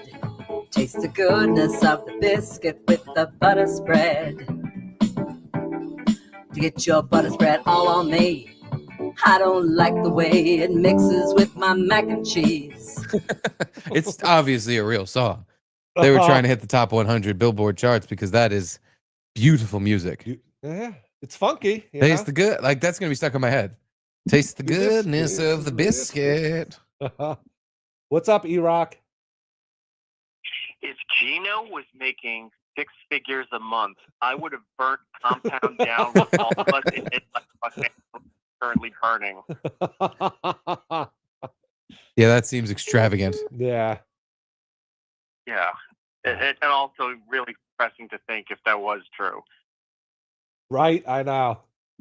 That's why, I mean, maybe that's why he could take everyone out to Sullivan's every day. He's rolling in know. Yeah, his tab every day was like $5,000 in Yeah. Jameson shots. Much love to Gino. And you know he's gay, right? Yeah, we've heard that. I've told him. Yep. Yeah. All right. Yeah, I told him. Bye. Oh, we just missed a call from out of the country. Oh, the goodness of the biscuit. Yeah. It's the goodness of the biscuit. Oh. Someone's here. Or it might be my downstairs neighbor. Yeah. I thought it might be Gino. I was gonna say the phone was beeping like crazy before. I think there's more callers. Hello, who is it? Welcome to 100. John? What's up, John? Hi, John. Nothing. I'm at work, but I'm listening to you guys pass the time. Yeah, congrats on the 100th episode. And man, that episode you guys had the other night with Anthony putting on the jacket, I literally was dying. I mean, it was like one of the greatest bits of all time. Just his reaction. Yeah, it was just nice to be a part of that in some way. Thanks, John. You got it, man. Yeah, I don't know if you guys are, but I have I was trying to send a super chat with the video, but it wouldn't. I guess like links don't go through. I don't know if you guys are willing to put on a minute video. All you literally have to search on YouTube is "hold on car crash," and it's pretty much what it sounds like. It's an amazing video. Okay, we'll pull it up. The guy whose car it is, want to mention, there's they did like a follow-up video on the incident because it's pretty bad. But basically, one of the greatest parts about it is that the guy, on top of however many fucking thousands of dollars you put into the car, that it cost him like 3 divorces too. So. Oh God. Yeah, it's magnificent. Yeah, I think you guys would enjoy it. All right, perfect. We'll check. We'll pull it up right now. We'll check it out. Thanks, John. Oh man, awesome. All right, You got it. All right. Guys. love you. Congrats. Thanks. Thank you, John.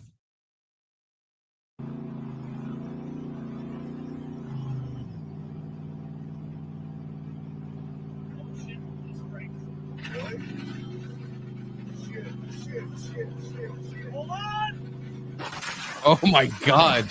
Jesus. Hold on, guys. 1 second. We're watching a car crash. Hold on. Oh, he just. Oh my God. I would be so goddamn mad if I'm that fucking SUV minding my own beeswax and these fucking dickbags slam their stupid car into me.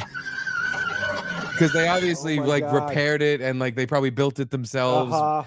And they fucked something up majorly that the brakes didn't fucking work. And now I'm just sitting at a red light and boom. Yeah, your stupid midlife crisis muscle car rebuild. Assholes. There's nowhere to go. Oh God. Perfect. Yeah, I would. Are you I hope ready that to hurt, you fucking assholes. What's up, Jerry? Jerry, it's Johnny. Oh, Johnny. Oh, sorry. Hey, Johnny. Hey guys, just want to say, happy 100. Thank you, Johnny. Hi to everyone in the chat. Yes. All the J6 crew, and suck it, Sean. That's about it. All right. Awesome. Thanks for calling in. Is this Johnny Clare? Yeah, Johnny Klein. Charlie sucks. Oh, Come up with an idea. If you got an idea, come up with one. Give him an idea, Mr. Producer. Don't fuck yourself, Charlie. And he bombed so hard when he called Kumi. Oh, it was terrible. Awesome. Yeah, that attitude. You see it all the time. And when people comment that, like, we suck, we should, die, the show's terrible, all that stuff. Like, then especially the more descriptive they get, it's like, I can see just in your vitriolic anger at me for doing a show that you want to do a show. Yeah. You want to be on a podcast. You want to get some. So just fucking do it. Just do it. Or try again if you've already done it and it sucked. You got this isn't complicated. Yeah, especially. I don't want to take up the line, so keep up the good work. Love the show, guys. Later, bro. Thank you, Johnny. Later. Thank you, Johnny. Love you. Love you, buddy. You too. Bye. His voice reminded me that we have updates from Guy Markham, our Indian correspondent. Oh, that's right. He went there. He did. He's there. He sent us a few things. Okay. Yeah, you know what? Answer a call. Let me pull that up. Or did you turned it off? I didn't turn it off. They hung up the next call. Oh, because I was going to say it was beeping. It fucking. Someone texted, Steve is a talent and an American hero. Thank you. Yeah. A very nice thing to say. Yeah, let me get to my messages here because he sends me all this stuff through Instagram. Literally, one of the things he sent me isn't even a video or anything. It's just him describing shitting and the poops he's had. Okay, hold on. Up. Hello, who is it? What's up, dude? What's up? Is this Gabe Bitches? Yeah. What's up, Gabe? What's up, Gabe? Guys, I don't know if you know this. I was your very first caller at your very first show at Compound. I called it as Snowy from Michigan. How's it been going? Wait. You're Gabe. You were the first caller on the first show. So that would mean you are the one that sent in the video of the black guy shitting in the white girl's mouth with cottage cheese balls. That was not me. Okay. So I guess that must have been the second caller. I think he means the first caller when we started this show, not the Compound show. Ah. Yeah. Gotcha. Okay. Understood. Oh. Yeah. Oh, that's right. Anyways, yeah, it's been a great ride. You guys been through a lot, but we appreciate it. Thanks, Gabe. We like all the laughs and goffs. So I hope you guys find another offside. That was fucking awesome. I'm really sad it's gone. I I'm know. trying to figure something out. We're trying. I'm so sad Offside was gone because at some point I wanted to have like the Garrett and Steve beer pong tournament of champions. And because, we were hanging out there all the time, but I wanted one event where everybody could, months in advance, make a plan to come down and play beer pong. Yeah. But hopefully we find another bar we can pull that off in. All right, it was sweet, man. Thanks, guys. I'm going to hang up now. Awesome. Love you, Gabe. Thank you, Gabe. Thank you for your support. Yep.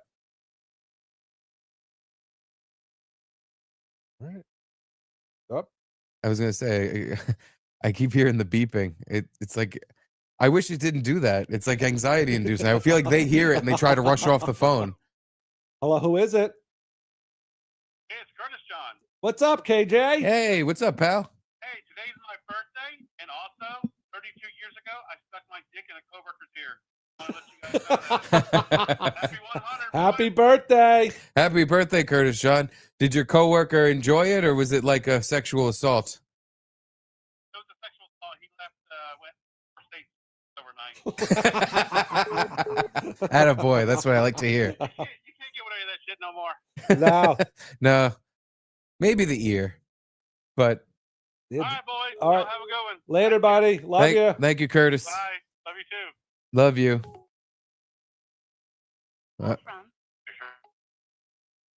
Oh, hung up.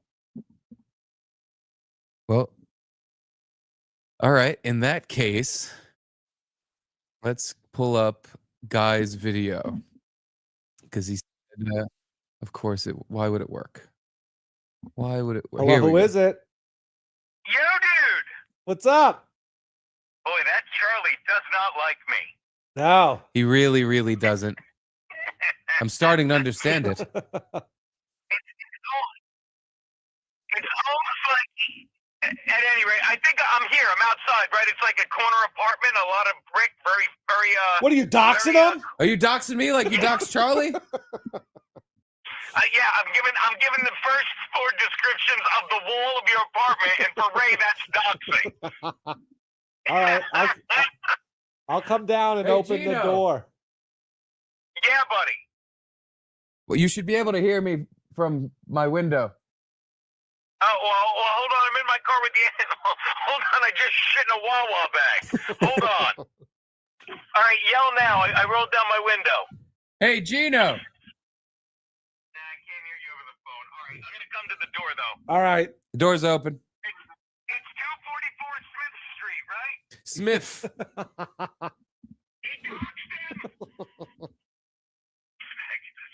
All right, later. So I'm trying to play these Guy videos, but Instagram, you see that? Every time I fucking click it, it just disappears. What the fuck? Oh, the door's already open. You don't have to do anything. Yeah, door's good.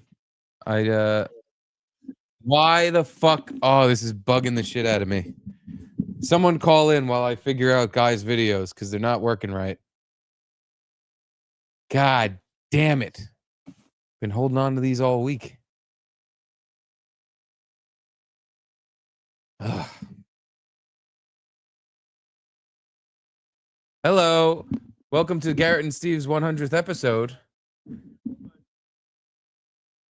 Hold on one sec. Hold on one sec. We got you. The speakerphone's not working. Of course.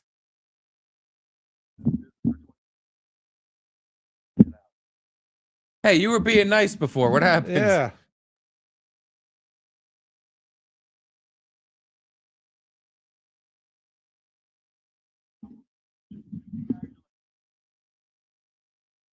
Like Gary the retard. It works now. It works now. It works now. Hey, where's Gino? Are you bipolar? Because, like, you called 2 minutes ago and were, like, kind of complimentary and nice to us. I'm and a fan of yours. I've already told you I'm a fan of yours. I have nothing negative to say about you two. Nothing negative to say. You work with a genius. But where's Gino? Where's Gino? Let's get the hack in here. Where's the hack? He's not here yet. My girlfriend is Tiano. How's that working out for you, Gino? How much money do you have left? You've got nothing in the bank. 6 months from now, it's Uber, it's Uber, it's Lyft, it's DoorDash. Hi, I'm Gino. Is that my tip? Thank you so much. Where's that fucking hack? Where's that hack?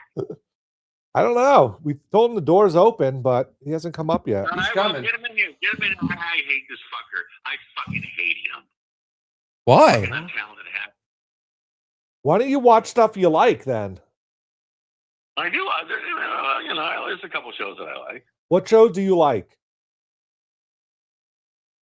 Honestly, I'm actually a fan of Kevin Brennan's. I like Kevin Brennan. Okay, that's fair. These things are adding up. Would you guys? Are you a fan of his? Yeah. Yeah. He likes he's given us compliments, especially Garrett. He thinks Garrett should work at the White House. I'm sorry. Where was that? Kevin said I should work at the White House. What, I don't get the reference. What does that mean exactly? Hey, guess who's We're here? not really sure. Says you're gay. He told me on the walk up. Gino, we have a caller for you. Hey, Gino. Let's have a conversation, Gino. Get on cam there. Oh, God. Of course. Already introducing yourself to my neighbors unwillingly. What's the forehead? Yes. What's the forehead? Forehead boy. Forehead boy. Where's Charlie, forehead give boy? him a second. He's taking his He jacket just off. got in, yeah. Get the forehead set up. Get the forehead He's set up. meeting the dog, who's a lot more important than you. I gotta make sure this thing is good on my forehead. What is he because I yelling don't want about? Charlie, we don't know what you're saying. Can you wait 1 second? Hey, what's the occasion? 100 days sober. Not it. Holy shit, that was spot on.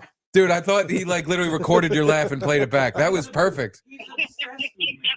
Like, am I wrong? A little bit. Like, it was at the point where I'm driving. I'm like, I told him I made 6 figures. I believed it, of course.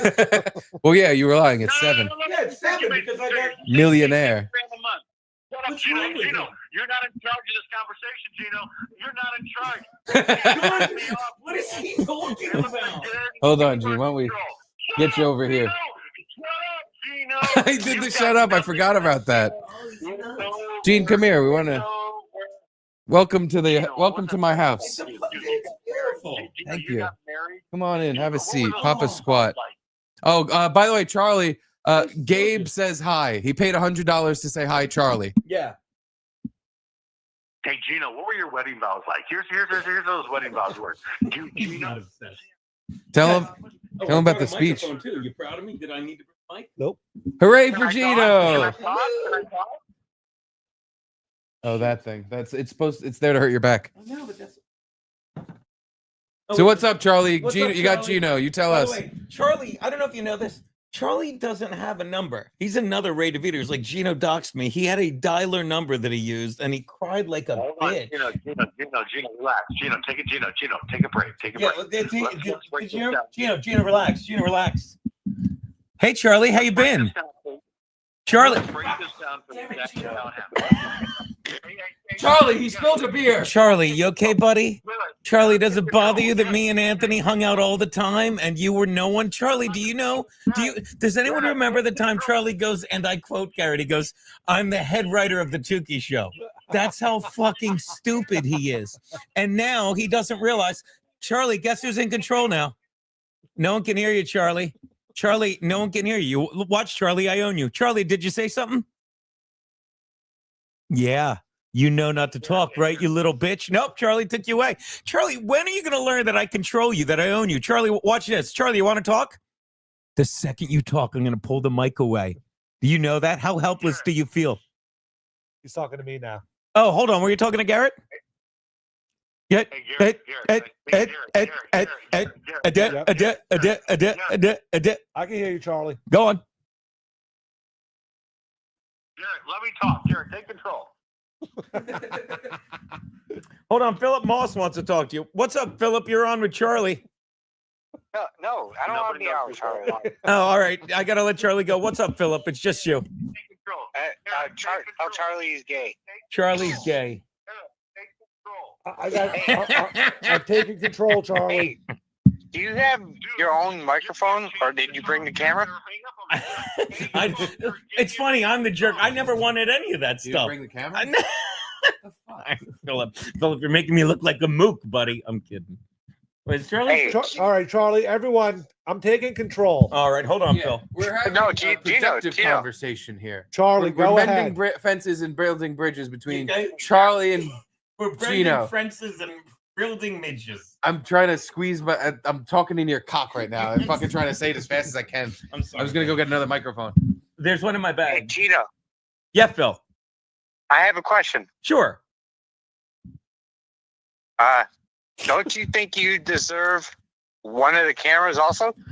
I have that's the beauty of Gino. He gets shit on all the time, but never asked for any of that, did I? Never did. What would I do with it?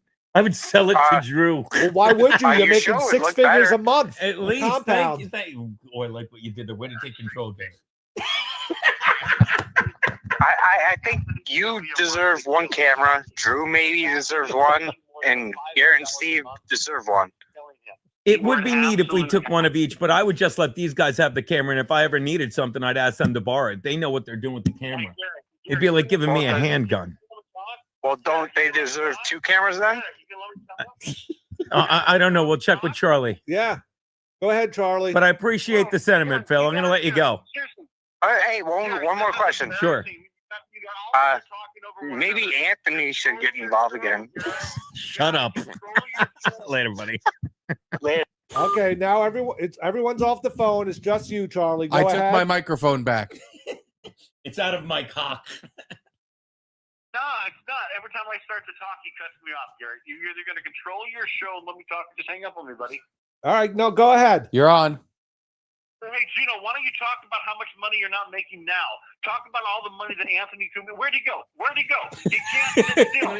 Come on, sit down, sit down. Sit down, Turtle Boy. Sit down, Turtle Boy. You little short fat piece of shit. You Turtle? want funny hack. There's nothing original. You do not have an original comedic voice. Charlie, you're being mean to my friend. I'm not being mean to anybody. Yes, you are. It's a little mean. I can't believe that. I'm being very serious, Garrett. Dude, I'm not kissing your ass, Garrett. There's nothing I can get from you or Steve. You guys are talented and creative people. I don't get why Anthony Cumia paid this individual any amount of money. No, if it only was you, yeah, we'd still be working at Compound. No.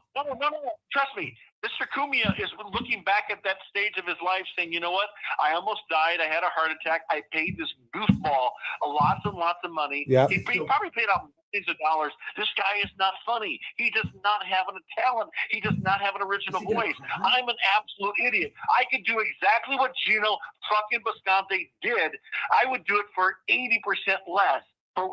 He's an absolute hack. He's not going anywhere. It's over. No one is hiring this guy. He's not going to have a career comedy. He It's seems over. put together.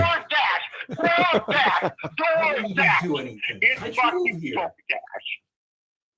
All right. Charlie, should I kick him out of my house now that he drove all the way here? Should I kick him out? Kick who out? Gino. No, I mean, you know what? Why don't you have him sit next to you guys in the middle, and let's just see if he can bring some sort of comedic element to your conversation. He's not going to bring anything. He's going to yell. He's going to be obnoxious. He's not going to make any sense. And after your show is over, not one person will remember anything that he said. That he I'm the fucking voice of the show right now. When your show is canceled, when you guys go off the air, people are going to remember my obnoxious bullshit, my uncreative crap. No one is going to remember Gino Bisconti. He's a hack. Kiana Thompson, think about it. How you gotta feel bad for her. I mean, she had a really Totally. In this, we are in agreement. Yeah. All three. You're right. What's going on? You're right, Charlie. Unanimous agreement. We all feel bad for Keanu. I don't feel bad for her. I mean, what options? You just said that. I know. You just said you feel bad for her. You're a flip-flopping motherfucker. You know that, Charlie? You just said that. Like, no. I mean, no. She went into this relationship thinking that she was going to be with a gentleman. And a call, not a caller. A scholar. Thank you. No, I couldn't think of scholar. This has been a long one so All far. All right, Charlie. We're going to let you go and enjoy your weekend.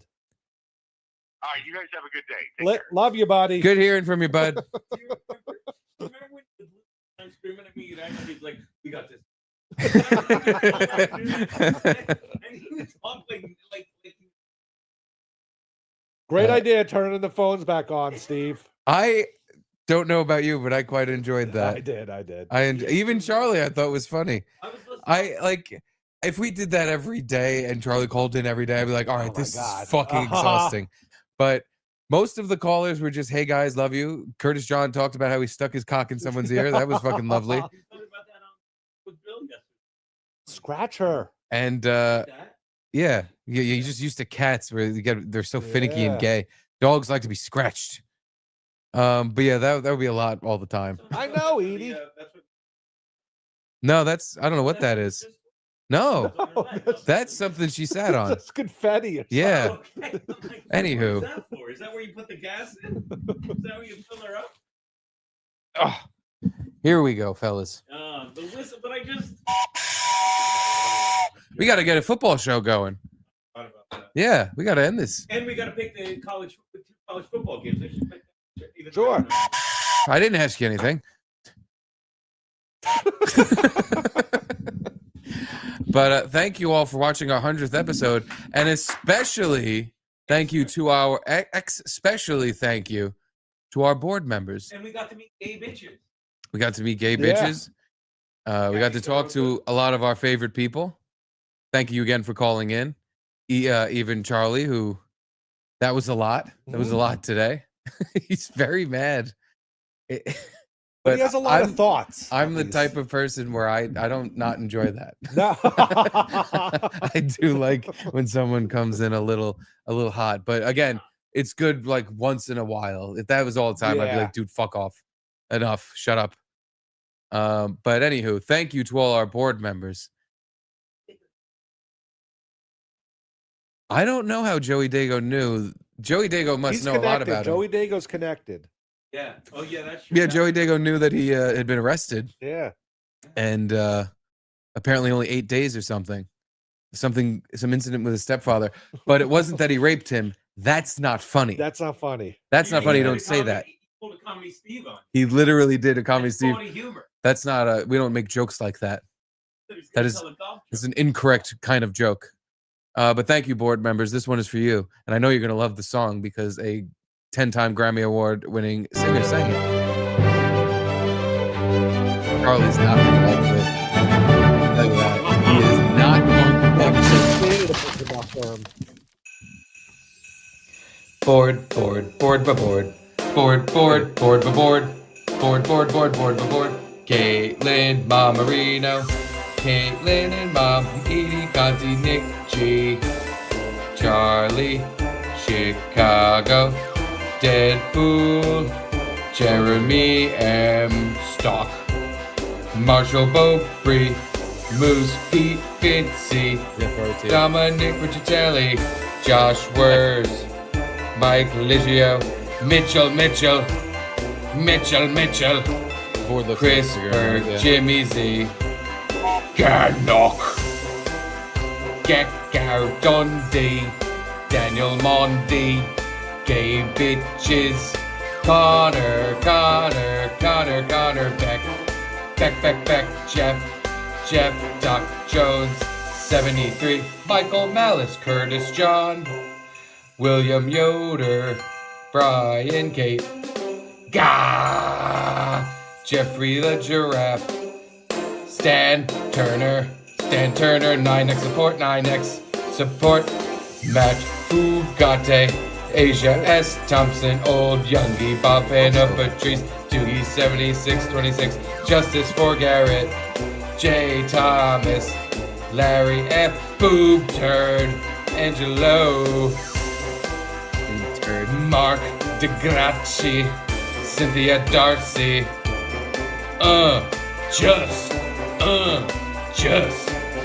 Eric Whitaker, Rocky Pintosi, Jose Delgado, J. Stu's Cluster, Benjamin, J. Nate, Gina Marie, Beverly, Jaquan G, Johnny, Heather, the hooker, Heather, Jonathan, Mardukas, A.J. R. Michael J. Gold Members Club, Gold Members, Vinny Cash, Vinny Cash, Gold Members. That's the plaque. Thank you.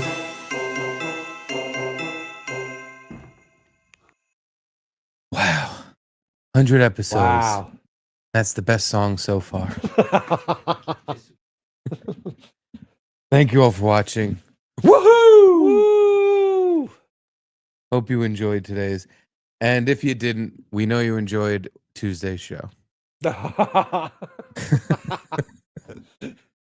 And here's to 100 more. And stick around, not really, but join us on Rumble for the football show. Is it rumble.com/Gino Bisconti? Gino Bisconti Rumble, where we will be doing a football show featuring my big blue t-shirt. Wait, were you wearing a real big blue shirt and then switch it to the big? Yes, the big blue shirt I got for Christmas from my mother. Oh, very tight. I sat down, looked at myself, and like I right now don't look great. I look a little fat, pretty fat. And I sat down and saw myself on camera in that big blue shirt that was a little snug, and I was like, oh my God, fucking beached whale. Like, it was distracted. It's one thing to just be a fat ass, like that's what you look like. But when you wear something that accentuates just how fat you are and like makes it look worse, even like I felt like I looked fatter than I am. I was like, no, thank you. I'm gonna change my shirt. And then I was like, oh, I have another big blue shirt. But this one's different. This one's big blue. You know, it's a joke. He needed the money. The other one was the real, like, actual NFL brand giant shirt, Yeah. big blue. But yeah, I look fine in that one standing up. But the second I sat down, my gut was popping out of the fucking thing.